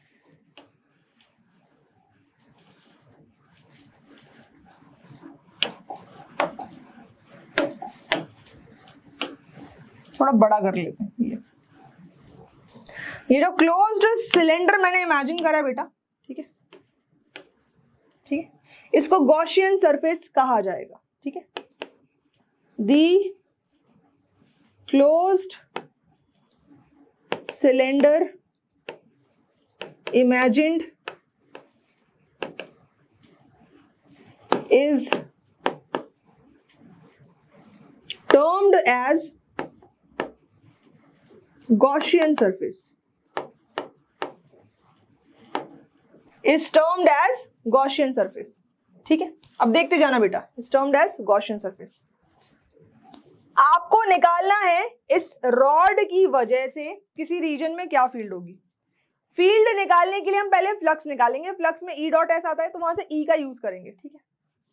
तीन सरफेसेस हैं, ये जो टॉप का सरफेस है, अगर आप इसका एक छोटा सा सरफेस एरिया का पार्ट कट करो तो एरिया वेक्टर नॉर्मली आउटवर्ड ऐसा बनाओगे। यहाँ पे ये जो पॉजिटिव चार्ज होगा ठीक इसके सामने, इसकी वजह से जो फील्ड होगी वो आउटवर्ड ऐसी बनेगी। तो देखो फील्ड ऐसी बन रही है और जो एरिया वेक्टर है वो ऊपर जा रहा है, तो इनके बीच में जो थीटा है बेटा ये 90 डिग्री का बन रहा है। सिमिलरली यहाँ भी वही कहानी होगी, सेम टू सेम। यहाँ से अगर आप कोई एरिया कट करो तो इसके ऊपर फील्ड जो है वो नॉर्मली आउटवर्ड, एरिया वेक्टर जो नॉर्मली आउटवर्ड है वो ऐसा बनेगा और ये जो एंगल है ये 90 डिग्री का बन रहा है, ठीक है। इसको मैंने फर्स्ट सरफेस माना, इसको मैंने सेकेंड सरफेस माना। अब अगर मैं आपसे पूछूं कि फर्स्ट सरफेस पे φ1 बताओ कितना होगा, ई डॉट एस करोगे तो इनके बीच में क्योंकि 90 डिग्री का एंगल बन रहा है तो φ1 और φ2 सेम लॉजिक से कितने हो जाएंगे, 0, बिकॉज जो वेक्टर ई है वो परपेंडिकुलर है वेक्टर ds पर, ठीक है।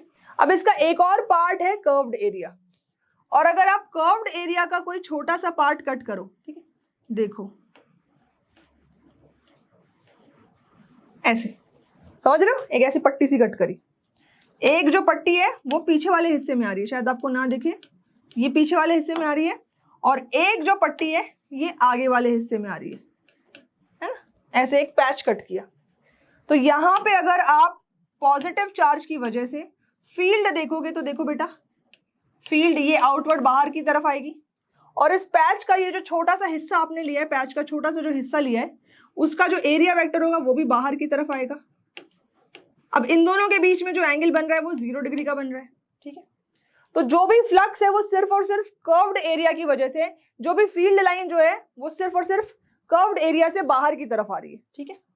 तो जो फाई टोटल होगा वो एक्चुअली, इसको मैंने थर्ड सरफेस नाम दे दिया, वो φ3 के बराबर होगा। किसके बराबर होगा, φ3 के बराबर होगा। यहाँ पे आप लिख सकते हो vector E dot vector ds, और कंप्लीट एरिया कैसे निकालोगे, इंटीग्रेशन आपको करना पड़ेगा, इसका इंटीग्रेशन करना पड़ेगा, ठीक है।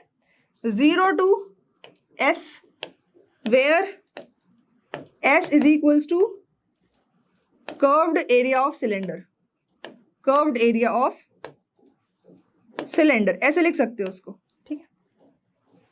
Okay, and of course curved area of cylinder कितना होता है, 2 पाई r, इन्फिनिट लेंथ का है but only for this cylinder, ये यहां से यहां तक की जो लेंथ है इसको l मान लेते हैं, ठीक।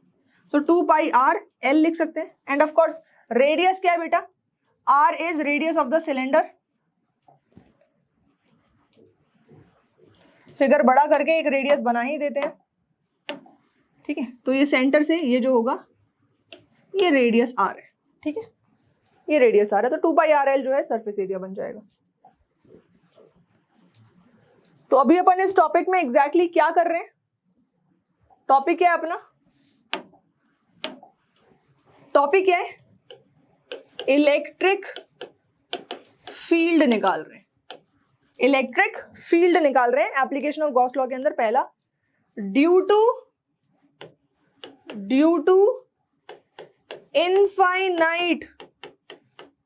इनफाइनाइट लीनियर चार्ज डिस्ट्रीब्यूशन, ये अपना जो है ये टॉपिक है, ठीक। मतलब कि अगर यूनिफॉर्म चार्ज डिस्ट्रीब्यूशन है इनफाइनाइट लेंथ के ऊपर, ठीक है, तो उसकी वजह से किसी रीजन में क्या फील्ड बनेगी वो अपन फाइंड आउट कर रहे हैं। तो electric field due to uniform, यहां पे एक और टर्म मैं लिख दूं, ठीक है, ड्यू टू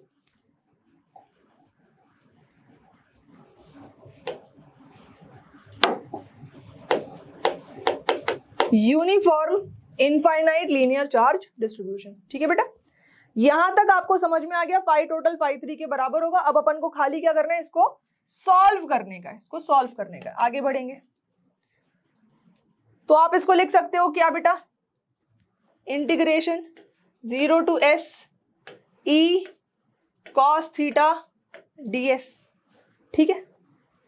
और आगे बढ़ेंगे तो फाई नेट और फाई टोटल, ठीक है, इसको कैसे लिख सकते हो, ई ds, यहाँ पे ऑफ कोर्स थीटा क्या था, 0 डिग्री था, थीटा 0 डिग्री था, है ना, तो ई डी एस बचेगा। तो ई इंटीग्रेशन ऑफ डी एस हो जाएगा 0 to s, और इंटीग्रेशन ऑफ डी एस क्या मिलेगा, 2 पाई आर एल मिलेगा। ठीक है, तो ये हो जाएगा e into 2 pi R L. ठीक है, e into 2 pi R L. We know that, हमको एक और बात पता है जो हमें गॉस ने बताई थी कि जो फाइनाइट, ये देखो ये एक क्लोज्ड सिलेंडर क्या है, क्लोज्ड है, इसके अंदर सिलेंडर के ऊपर जो चार्ज है, इसके अंदर जो Q इनसाइड जो है, मान लो, ठीक है, Q इनसाइड जो अंदर जो चार्ज है इसको मैंने Q लिख दिया। सिलेंडर के अंदर जो टोटल चार्ज है इसको मैंने क्या लिख दिया बेटा, Q लिख दिया। ठीक है, तो उस केस में जो गॉस ने अपन को बात बताई थी, गॉस वाली बात भी लेकर चल लेते हैं। तो गॉस ने बोला था कि जो फाइनाइट होना चाहिए क्लोज्ड सरफेस के अक्रॉस, वो क्या होना चाहिए, Q inside by epsilon not, Q inside by epsilon not, या ये कह लो कि Q बाय एप्सिलॉन नॉट, ये होना चाहिए। भैया दोनों बराबर होंगे 1 और 2, तो E into 2 pi R L किसके बराबर हो जाएगा, Q अपॉन एप्सिलॉन नॉट के। यहां से E निकालो, क्या हो जाएगा, Q upon 2 pi epsilon naught R L लिख सकते हो। और अभी बताया था Q by L, charge over linear length, charge over length को लैम्डा बोलते हैं, तो ये क्या हो जाएगा, लैम्डा। ठीक है, नीचे 2 pi epsilon naught R, 2 pi epsilon naught R. एक और स्टेप आगे बढ़ लो बेटा, एक और स्टेप आगे बढ़ लेते हैं थोड़ा सा, बस ऑलमोस्ट पहुंच गए रास्ते पे अपन। क्या लिख सकते हैं, ध्यान से देखना, E इज इक्वल्स टू, ऊपर 2 और नीचे 2 मल्टीप्लाई करो तो क्या बनेगा, ऊपर 2 लैम्डा, ऊपर क्या बनेगा 2 लैम्डा, और नीचे 2 मल्टीप्लाई करोगे, नीचे 2 मल्टीप्लाई करोगे तो 4 पाई एप्सिलॉन नॉट, तो K बन जाएगा, इलेक्ट्रोस्टैटिक कांस्टेंट K बन गया, K टाइम्स 2 लैम्डा और नीचे R। तो बेटा ये थी आपकी बेहद इंपॉर्टेंट इक्वेशन। अरे रे सिलेंडर में बंद हो गया, इसको अपन डब्बे में बंद करते हैं, 2D डब्बे में। ठीक है, तो इनफाइनाइट लीनियर चार्ज डिस्ट्रीब्यूशन की वजह से फील्ड एट अ पॉइंट क्या आती है, K times 2 lambda by R। And once again CBSE वाले बच्चों के लिए डेरिवेशन बहुत इंपॉर्टेंट है। चैप्टर 1 में काफी सारी डेरिवेशंस हैं जो ऑन एंड ऑफ हमेशा पेपर में आती रहती है। तो सीबीएसई के लिए इंपॉर्टेंट है डेरिवेशन, और नीट के लिए खाली फॉर्मूला इंपॉर्टेंट है। नीट में 1-2 चीजें और आती हैं, जब ये चैप्टर हम खत्म करेंगे तो इसके बाद में एक मिसलेनियस सेक्शन रखूंगी, कुछ ऐसे फॉर्मूले जो नीट के लिए बेहद खास है, उन फॉर्मूलों को हम डिस्कस करेंगे after the end of the chapter. ठीक है, हो गया बेटा। अब इसके ऊपर 1-2 क्वेश्चंस और आपको आने चाहिए। मैंने आपको बोला था जहां भी आपको कोई वेक्टर क्वांटिटी दिखती है, आर के साथ उसका वेरिएशन आता है। ठीक है, तो अगर हम रॉड से दूर जाना शुरू कर दें, रॉड से दूर जाना शुरू कर दें, तो फील्ड कैसे वेरी करता है। देखो K2 लैम्डा कांस्टेंट है, R के साथ इनवर्सली प्रोपोर्शनल है रेक्टेंगुलर हाइपरबोला। तो ये ग्राफ भी इंपॉर्टेंट है। ठीक है, ये ग्राफ भी बनाने को आता है। तो बच्चा पार्टी इसको फटाफट जो है आप नोट कर लो, इसको फटाफट जो है नोट कर लो और खुद डिराइव करके इसकी प्रैक्टिस करना। ये है एप्लीकेशन ऑफ गॉस लॉ में पहला एप्लीकेशन। देखो अपन ने गॉस लॉ को यूज करके फ्लक्स के साथ कंबाइन करके ये निकाला है। अब अपन बढ़ेंगे दूसरे एप्लीकेशन की तरफ। ठीक है, एप्लीकेशन ऑफ गॉस लॉ का सेकंड पार्ट। ठीक है, सेकंड अभी लीनियर चार्ज डिस्ट्रीब्यूशन पढ़ाना, वॉल्यूम चार्ज डिस्ट्रीब्यूशन बेटा नहीं है आपके सिलेबस में, अपन को सरफेस ही पढ़ना है। सरफेस पे 2-3 केसेस आएंगे। ठीक है, तो आपके पास एक प्लेन शीट है, क्या है, प्लेन शीट है, और प्लेन शीट के ऊपर यूनिफॉर्म चार्ज डिस्ट्रीब्यूशन है। ये पॉजिटिव चार्ज जो है इस प्लेन शीट के ऊपर यूनिफॉर्मली डिस्ट्रीब्यूटेड है। प्लेन शीट के ऊपर यूनिफॉर्मली ये पॉजिटिव चार्ज जो है बेटा ये डिस्ट्रीब्यूटेड है। ठीक है, अब इसके रीजन, आसपास के रीजन में पूछा जाए कि बताओ कितनी फील्ड है, तो कैसे बताया जाए। अगेन ये जो शीट है ये इनफाइनाइट लेंथ की है। ठीक है, ये जो शीट है ये ऊपर नीचे ये इनफाइनाइट लेंथ की है, मतलब ठीक है ये इनफाइनाइट लेंथ की बेटा। तो ये प्लेन शीट कैसी है, इनफाइनाइट प्लेन शीट है, इसके ऊपर यूनिफॉर्म चार्ज डिस्ट्रीब्यूशन है, यूनिफॉर्म चार्ज डिस्ट्रीब्यूशन है, इनफाइनाइट लेंथ की शीट है, और इसकी वजह से क्या करना है, to find electric field in region around it, in region around the sheet, ये करना है। ठीक है, तो बेटा इसके ऊपर सबसे पहले तो एक काम करते हैं, इसका एक छोटा सा हिस्सा मान लेते हैं। ठीक है, क्या करते हैं, इसका एक छोटा सा हिस्सा मान लेते हैं सर्कुलर क्रॉस सेक्शन का। भैया शीट अगर इनफाइनाइट है तो उसका शेप कुछ भी हो सकता है, सर्कल, ये वो कैसा भी। तो इसके ऊपर अपन ने एक छोटा सा हिस्सा मान लिया, एक पट्टी मान ली सर्कुलर शेप की। अब इस सर्कुलर शेप के अक्रॉस क्या है, गॉसियन सरफेस, क्लोज्ड गॉसियन। इस सर्कुलर शेप के ऊपर जो क्यू इनसाइड है, क्यू इनसाइड है, मान लो टोटल चार्ज क्यू एनक्लोज्ड है। अपन को एक क्लोज्ड सरफेस माननी है और उस क्लोज्ड सरफेस के अंदर ये क्यू चार्ज आना चाहिए। तो अपन ने क्या करा, अपन ने एक अगेन सिलेंड्रिकल सरफेस मानी। ठीक है, और उस सिलेंड्रिकल सरफेस का जो क्रॉस सेक्शनल एरिया है वो ठीक इसके बराबर है। ठीक है, ये मान ली। तो ये अगेन क्या है, ये है अपनी closed Gaussian, closed Gaussian surface. ठीक है, देखो ये सरफेस, इसका एक छोटा सा टुकड़ा ले लो, ds वेक्टर बाहर की तरफ, यहां पे जो पॉजिटिव चार्ज होगा उसकी वजह से फील्ड कैसी होगी, बाहर की तरफ। सेम यहाँ पे इसका छोटा सा कोई हिस्सा ले लो, ds वेक्टर बाहर की तरफ, फील्ड कैसी होगी, बाहर की तरफ। यहाँ पॉजिटिव चार्ज है, रेडियली आउटवर्ड। इस बार अगर आप कर्व्ड सरफेस की बात करो, ये कोई कर्व्ड सरफेस का छोटा सा हिस्सा ले लो, तो ds वेक्टर देखो नॉर्मली आउटवर्ड बनेगा, लेकिन यहाँ जो पॉजिटिव चार्ज होगा उसकी वजह से जो फील्ड होगी वो तो ऐसी बन रही है ना।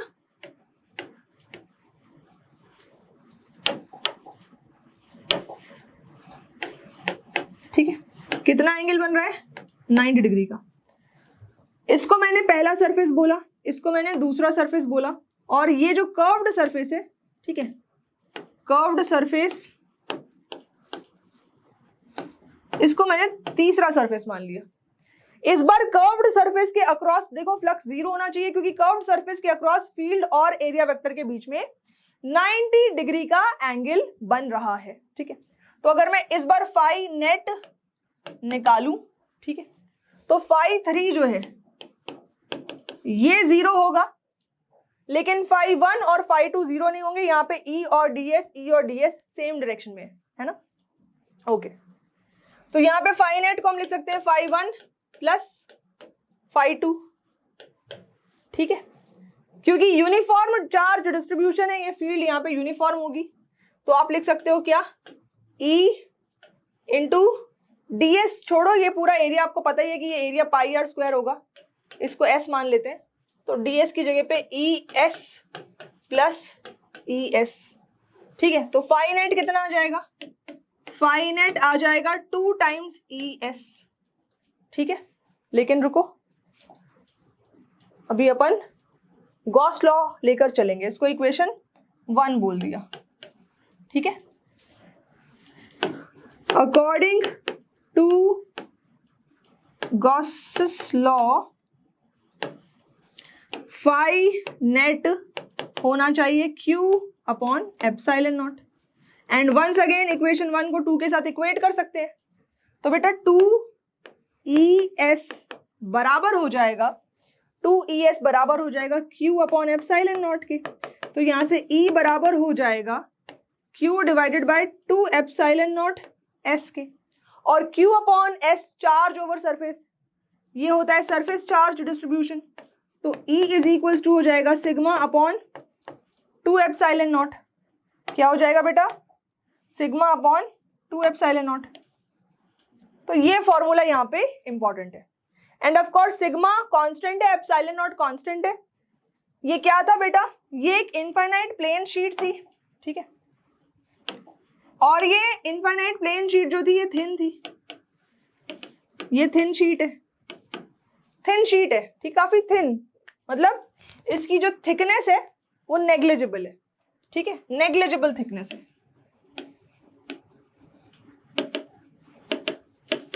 तो इस केस के लिए अपन ने नियर बाय रीजन में कैसी फील्ड होगी वो बनाई।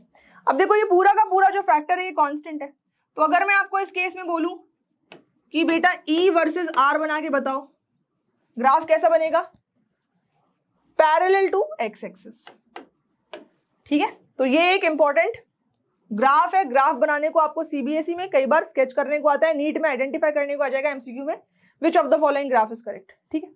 तो बेटा ये डेरिवेशन वंस अगेन अच्छे से इसको नोट कर लो, डिराइव कर लो, काफी अच्छे से इसको नोट कर लो, डिराइव कर लो, डेरिवेशन तो आती है। अब इसके ऊपर एक स्पेशल केस आता है, ठीक, कर लो, 20 सेकेंड का टाइम दिया, कर लो, अच्छे से कर लो, ठीक है बच्चा पार्टी। तो इसके ऊपर एक स्पेशल केस आता है कि मान लो एक प्लेट होती, क्या होती, प्लेट होती,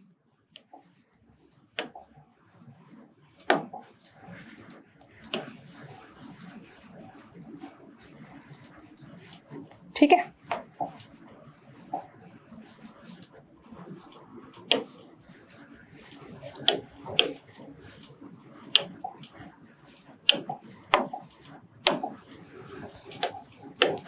electric field due to uniformly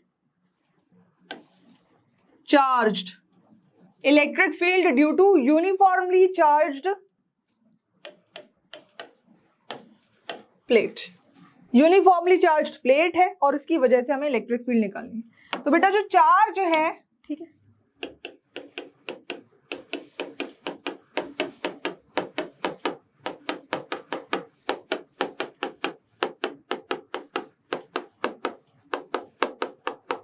वो इस सरफेस पे, ठीक है, और इस सरफेस पे डिस्ट्रीब्यूटेड है,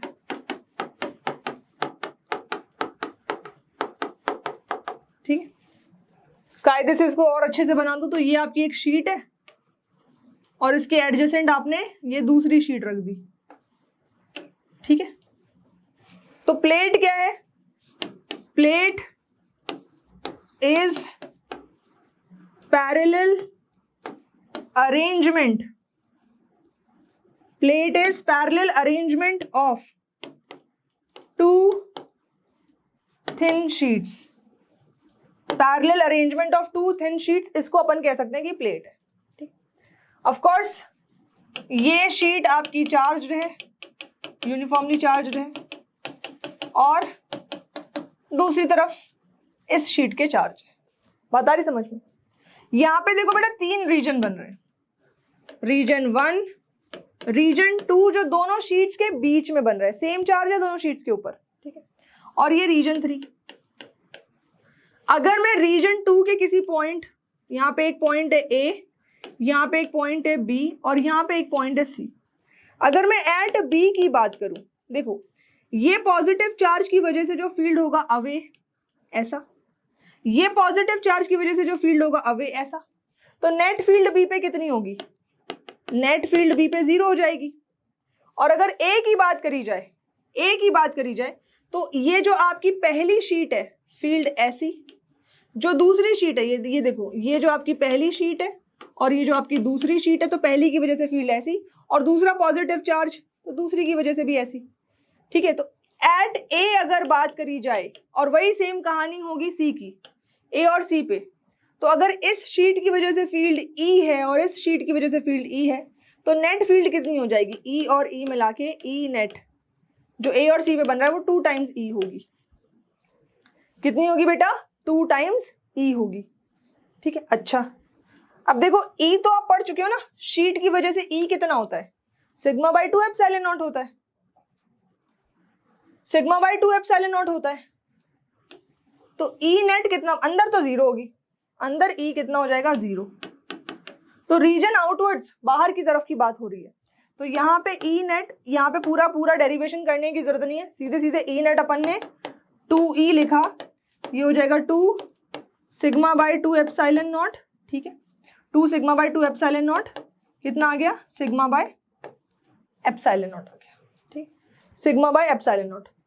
अब अगर मैं आपको यहाँ पे ग्राफ बनाने को बोलूं, वही सेम बात, आर पे ये डिपेंड ही नहीं कर रही फील्ड, क्या ये आर पे डिपेंड कर रही है, बहुत इंपॉर्टेंट पॉइंट है, 1 मार्क का क्वेश्चन। क्या शीट जो है uniformly charge infinite plane sheet है, उसकी वजह से जो फील्ड हम निकालते हैं क्या वो आर पे डिपेंड करती है, नहीं करती। क्या प्लेट की वजह से जो फील्ड हम निकालते हैं क्या वो आर पे डिपेंड करती है, नहीं करती, ठीक है। तो ये 2 इंपॉर्टेंट एमसीक्यू क्वेश्चन इस लाइन से बनते हैं। तो यहां भी जो आपका ग्राफ बनेगा वो बिल्कुल ऐसा बनेगा, ठीक है। जाहिर सी बात है जो शीट है उसमें नीचे 2 आ रहा था, तो अगर मैं यहाँ पे एक और ग्राफ बना दूं, एक और लाइन बना दूं, ठीक है, ठीक बीचों बीच ये जो हाफ रीजन है ना, ये रिप्रेजेंट कर रहा है किसको, ये सिग्मा बाय 2 एप्सिलॉन नॉट को रिप्रेजेंट कर रहा है, और ये सिग्मा बाय एप्सिलॉन नॉट को रिप्रेजेंट कर रहा है। तो ये जो लाइन है, ये लाइन किसकी वजह से है, ये शीट की वजह से, थिन शीट की वजह से, और ये किसकी वजह से, प्लेट की वजह से। तो ऐसे कंपैरेटिव ग्राफ भी आपको समझ में आना चाहिए, ठीक है बेटा। तो अभी हमने काफी सारे डेरिवेशंस करे इस लेक्चर में। मैंने बोला था इस लेक्चर में पूरा थ्योरी चैप्टर जो है आपका, थ्योरी जो सेक्शन है चैप्टर का, वो हम फिनिश कर देंगे, ठीक है। अब एक और एप्लीकेशन बचता है गॉस लॉ का, इसके बाद अब हम उस एप्लीकेशन की बात करेंगे। ये एप्लीकेशन है कि अगर स्फीयर है, ठीक है, ये स्फीयर है और इस स्फीयर के ऊपर जो है यूनिफॉर्म चार्ज डिस्ट्रीब्यूशन है, ठीक, कहां पे बेटा, स्फीयर की बॉडी पे, ठीक है, स्फीयर की बॉडी पर, अंदर नहीं है, अंदर नहीं है, चार्ज कहां है, charge is on the surface, charge is on the surface of the sphere. तो टॉपिक क्या है, इलेक्ट्रिक फील्ड। टॉपिक क्या है बेटा, electric field due to a uniformly charged sphere. इस पे यूनिफॉर्म चार्ज डिस्ट्रीब्यूशन है स्फीयर की बॉडी के ऊपर, ठीक है, और इसकी वजह से रीजन में इलेक्ट्रिक फील्ड क्या होगी बताओ। स्फीयर रीजन को 3 पार्ट्स में डिवाइड करता है, एक स्फीयर के अंदर वाला रीजन, एक स्फीयर के ऊपर वाला रीजन, और एक स्फीयर के बाहर वाला रीजन, ठीक है। अगर मैं स्फीयर के अंदर वाले रीजन की बात करूं तो अंदर एक गॉसियन सरफेस इमेजिन कर लेते हैं, ठीक है।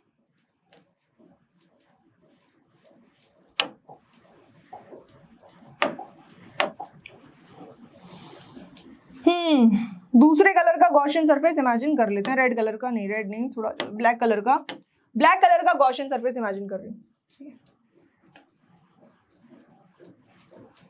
तो अंदर एक क्लोज्ड सरफेस मैंने मान लिया, ठीक है, अंदर एक क्लोज्ड सरफेस मैंने मान लिया।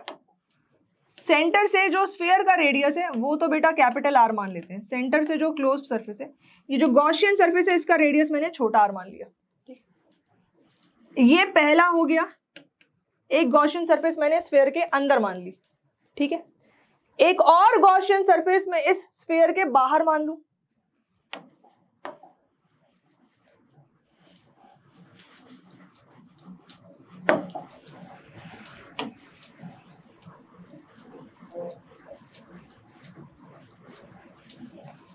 अब देखो डायग्राम थोड़ा क्या है, हौश पौश लग रहा है, ये डायग्राम आपको समझ में नहीं आएगा, हालांकि ये है सारे क्लोज्ड सरफेसेस, ठीक है। तो इसीलिए बाहर वाले डायग्राम को समझने के लिए अपन क्या करते हैं, ये जो स्फीयर मैंने बनाया ना, इसका क्रॉस सेक्शनल व्यू समझते हैं, क्रॉस सेक्शनल व्यू, ठीक है, क्रॉस सेक्शनल व्यू समझते हैं। तो क्रॉस सेक्शनल व्यू जो है वो आपको सर्कुलर दिखेगा, ठीक है। तो बेटा ये है आपकी स्फीयर, फिर इसके बाद इसके अंदर की एक स्फीयर अपन मान लेंगे, ये है अंदर वाली स्फीयर, और इसके बाद अपन बाहर की एक स्फीयर मान लेंगे। तो बेटा ये है आपकी बाहर वाली sphere,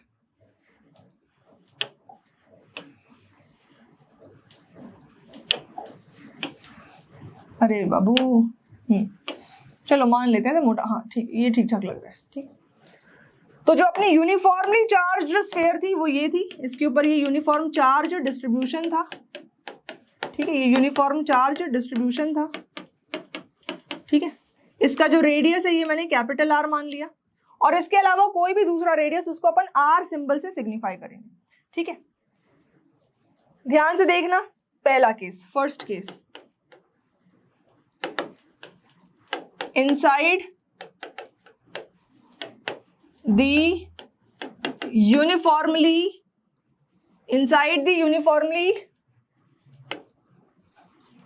charged sphere, inside the uniformly charge sphere, ये चार्ज इसके सरफेस पे, तो अंदर तो Q इनसाइड कितना हो जाएगा, 0 हो जाएगा। अब अगर Q इनसाइड 0 है तो गॉस लॉ से फाई कितना हो जाएगा अंदर वाले स्फीयर के लिए, फाई 1 0 हो जाएगा। क्यों? क्योंकि Q इनसाइड 0 है, और फाई 1 को अपन क्या लिख सकते हैं, E डॉट S, जहां पे S क्या है, अंदर वाले सरफेस का सरफेस एरिया है। बट एनीवेज इस इक्वेशन से जो E है वो क्या हो जाएगा, 0, मतलब कि अंदर कोई इलेक्ट्रिक फील्ड नहीं है। यहाँ पे E कितना है, 0। E कितना है, 0, मतलब for r less than the radius of the sphere E is equals to 0। ये लाइन इंपॉर्टेंट है। यूनिफॉर्मली चार्ज स्फीयर के अंदर फील्ड 0 होने का मतलब है any distance less than the radius of the sphere E कितना होगा बेटा, 0 होगा। ठीक है, ओके। अब अपन बात करेंगे सेकंड केस की,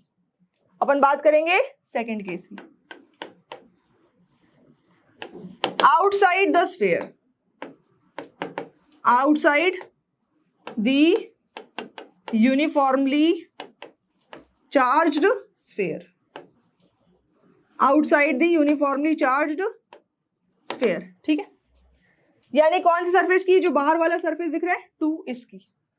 तो बेटा इसका एक कोई भी छोटा सा सरफेस एरिया मानो, of course normally outward ds vector ऐसा बनेगा।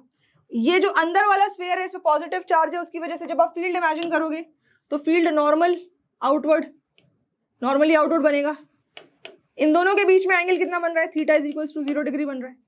तो अगर आप by definition E dot ds करते हो, इसका इंटीग्रेशन करते हो, तो आपको टोटल फ्लक्स मिलेगा। ठीक है, थीटा 0 है तो सीधे क्या हो जाएगा, E integration ds, and of course कोई भी दूसरा रेडियस हमने यहाँ पे r माना है, तो ये हो जाएगा E into 4 pi r square, है ना। ऐसे सारे छोटे छोटे ds को जोड़ते जाओ, सारे ds जोड़ दिए, क्या बना, स्फीयर का एरिया बना 4 पाई r स्क्वायर बना। ठीक है, और Gauss law also Gauss law की वजह से देखो, बाहर वाले स्फीयर नंबर 2 के अंदर चार्ज्ड स्फीयर है, तो नंबर 2 के अंदर चार्ज स्फीयर है तो चार्ज उतना ही होगा जो स्फीयर के ऊपर चार्ज है ना। तो Q upon epsilon not flux होना चाहिए, फिर से ये दोनों बराबर होना चाहिए। इसका मतलब कि E into 4 pi r square बराबर होना चाहिए Q अपॉन एप्सिलॉन नॉट के। इसका मतलब कि E बराबर होना चाहिए, समझना, Q upon 4 pi r square, sorry, बराबर होना चाहिए 4 pi epsilon naught r square के। Once again this is important relation बच्चा, वेरी इंपॉर्टेंट रिलेशन। ठीक है, इसको अपन हाईलाइट कर देते हैं।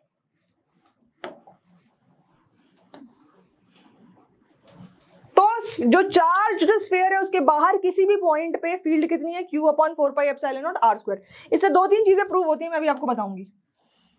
इसके बाद अपन लेकर चलते हैं तीसरा केस, थर्ड केस। ठीक है, on the surface electric field on the uniformly charged sphere, on the uniformly charged sphere. तो ये जो यूनिफॉर्मली चार्ज्ड स्फीयर है, ठीक इससे लगा ऐसे एक गॉसियन सरफेस इमेजिन करो जो ठीक इसको एनक्लोज करता है बेटा, ठीक इसको मतलब जस्ट एनक्लोज करता है। ठीक है, जैसे वो नई नई कॉपी आती है, ऊपर पे पन्नी की वो लगी रहती है पट्टी, वो जो पन्नी की पट्टी है ना, वो आपकी गॉसियन सरफेस है। गॉसियन सरफेस जस्ट इस स्फीयर को कंप्लीटली एनक्लोज कर रही है।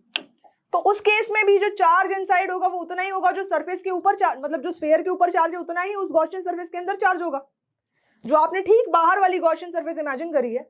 यानी ये जो ग्रीन कलर का आपको सरफेस दिख रहा है यही आपकी तीसरी गॉसियन सरफेस है, ठीक है।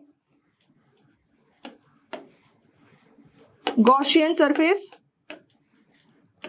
Just encloses the sphere, just encloses the sphere इस केस में, ठीक है। किस केस में बेटा? थर्ड केस में। तो उस केस में सेम यही करोगे, E इंटीग्रेशन ds करोगे, ठीक है, is equals to E into, बस ये जो R है, ये R की जगह आपको कैपिटल R रखना है, प्रोसेस सेम रहेगी।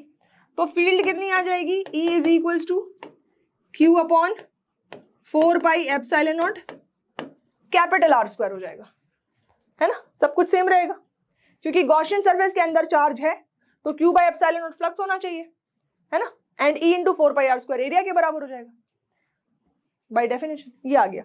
तो यहाँ पे अपन ने एक तो ये रिलेशन है इनसाइड जीरो, एक ये रिलेशन है और एक ये रिलेशन, तीन रिलेशन है। इन तीनों के बेसिस पे अगर ग्राफ बनाया जाए, इन तीनों के बेसिस पे अगर ग्राफ बनाया जाए किसका? R वर्सेस E का, R वर्सेस E का ग्राफ बनाया जाए। जीरो से शुरू करते हैं, जीरो से अपन पहुंचे R इक्वल्स टू R पे। जब तक अपन R छोटा था रेडियस से, R छोटा था रेडियस से, तब तक जो अपनी फील्ड थी बेटा, तब तक अपनी फील्ड कितनी थी? जीरो थी, ठीक है। अब देखो यहाँ पे फील्ड जो है वो R के इनवर्सली प्रोपोर्शनल है। जैसे जैसे डिस्टेंस R से बड़ा होगा, ठीक है, ऑफ कोर्स फील्ड डिक्रीज हो रही है डिस्टेंस के साथ, तो रेक्टेंगुलर हाइपरबोला। इसका मतलब कि जो मैक्सिमम फील्ड है वो ऑन दी सरफेस है, on the surface. Beyond that field strength due to charged sphere decrease हो रही है, उसके पहले जीरो है। ये ग्राफ इंपॉर्टेंट है। मैंने आपसे बोला था कि इस फॉर्मूले पे और भी क्वेश्चंस आ सकते हैं। कैसा क्वेश्चन? ध्यान से सुनना। अगर मैं आपसे ये पूछती, ध्यान से, बड़े ध्यान सुनना, अगर मैं आपसे ये पूछती कि बेटा एक क्यू चार्ज है, इस क्यू चार्ज से R डिस्टेंस पर मुझे बताओ यहाँ पे फील्ड कितनी होगी? आप कहते मैम के क्यू बाय आर स्क्वायर, यही बोलते के क्यू बाय आर स्क्वायर। तो ये भी तो यही है, ये भी तो K Q by R square ही है कि नहीं है? देखो, मतलब कि एक charge sphere, uniformly charge sphere ऐसे बिहेव कर रहा है कि मानो उसका सारा चार्ज उसके सेंटर पे कॉन्सेंट्रेटेड है, ठीक है। यूनिफॉर्मली चार्ज स्फीयर कैसे बिहेव करता है? मानो उसका सारा चार्ज उसके सेंटर पे कॉन्सेंट्रेटेड है। इंपॉर्टेंट लाइन है, ठीक है। Uniformly charged sphere behaves as a point charge located at its center। उसके बॉडी पे जितना चार्ज है वो उसके सेंटर पे लोकेटेड है, ऐसे बिहेव करता है यूनिफॉर्मली चार्ज्ड स्फीयर। ठीक है बच्चा बाड़ी, आ रही बात समझ में? अब इसके बाद अगर मैं आपको बोलूं, ठीक है, इस लाइन के बाद ध्यान सुनना कि इस स्फीयर, ठीक है, कि बॉडी पे आप कोई चार्ज लाके रख देते हो Q naught, let Q naught is kept on sphere. तो क्यू नॉट पे कितना फोर्स लगेगा? फोर्स ऑन क्यू नॉट, क्योंकि इसका चार्ज तो सेंटर पे आ गया, सेंटर पे ऐसे बिहेव करता है, तो कितना हो जाएगा? के क्यू नॉट, इलेक्ट्रिक फील्ड पढ़ा है ना, F इज इक्वल्स टू क्या होता है?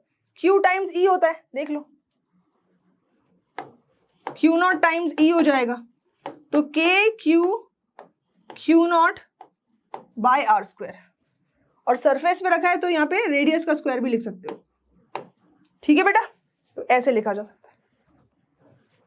तो आज हमने बहुत सारी डेरिवेशंस करी। डाइपोल अगर यूनिफॉर्म फील्ड में है तो क्या होगा, फ्लक्स क्या होता है, डेफिनेशन के साथ साथ नई स्टैंडर्ड यूनिट्स भी पढ़ी हैं, कुछ नए कंसेप्चुअल प्रॉब्लम्स भी देखे हैं, ठीक है। उसके बाद गॉस लॉ क्या होता है, और इलेक्ट्रिक फ्लक्स की डेफिनेशन और गॉस लॉ को कंबाइन करके ढेरों सारे एप्लीकेशन करें।